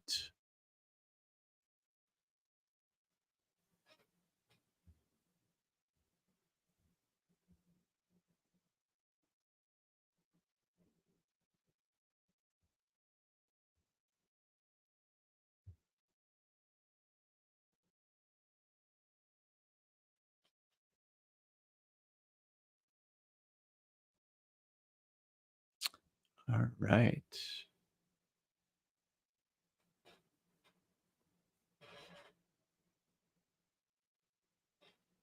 Interesting.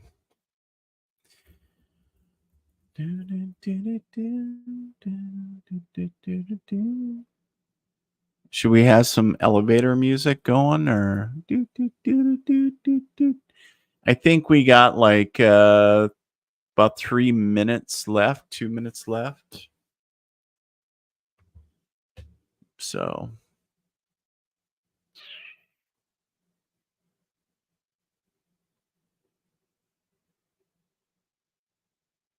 if anybody is if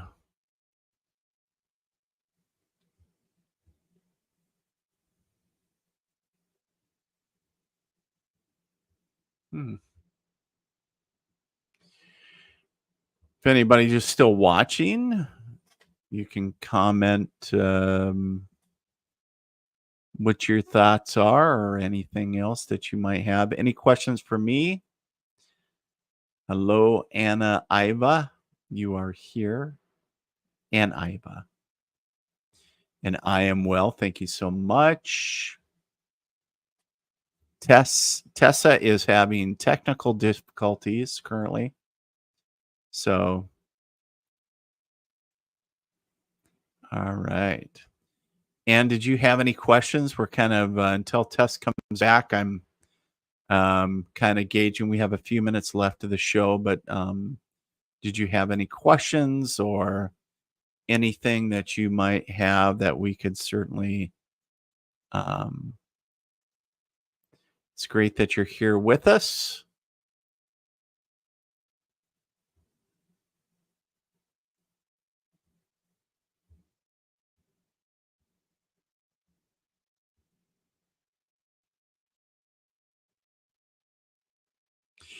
You ask more of a psychic question. You ask if you see dating and romance with the man with the name of John. John. The energy feels really good around that. And so it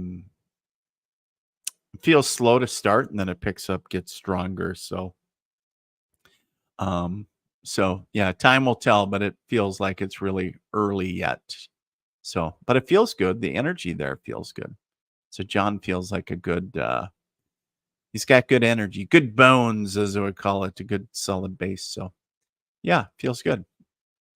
Hope that helps. So I think we're right at, right at time.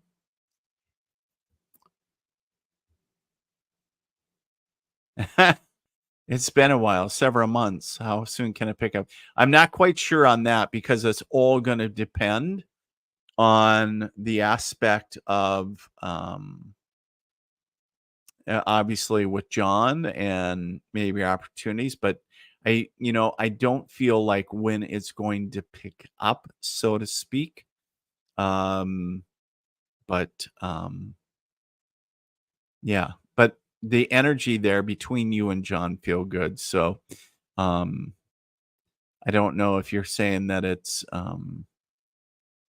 you and John have been slow for several months. I don't know. And maybe it's a thing that you just have to ask him to go coffee. I know it's usually not the case for the lady to ask the man to go for a date but maybe it's just like, hey, let's go grab coffee one day or something. I don't know your relationship at this point with him. So he was slow with dating me. And it is it due to maybe he was hurt in the past? Like very slow. Okay. And maybe he was cautious or maybe he was just very shy. Who knows? But it's interesting because I do feel good energy there with him. No one knows. Okay. He was just slow to like very slow. Okay. Well, give us he's cautious. Yeah, understandably so. And understand that sometimes like some people were hurt or sometimes they're extremely shy. So giving him time. So or sometimes people are like try to speed things along and say, let's get this show on the road. So, well, good luck to you, Anne. I hope that you do well, and I trust that down the road things will work out for you and John. So, you bet. Just wanted to thank everybody for being on tonight. Thanks for bringing on your questions, everything else. I want to thank Tess as well. For Tess for having me on tonight on her program. It's always a pleasure and an honor to connect on her platform. And again, to all of you, her listeners, thank you for listening to the ramblings of the military medium. If you're looking to connect or want to do a reading, you can go to my website, deanmcmurray.com or themilitarymedium.com and book right there. So thank you, everybody. Have a beautiful night, and we'll talk to you again very soon. Take care. Bye-bye.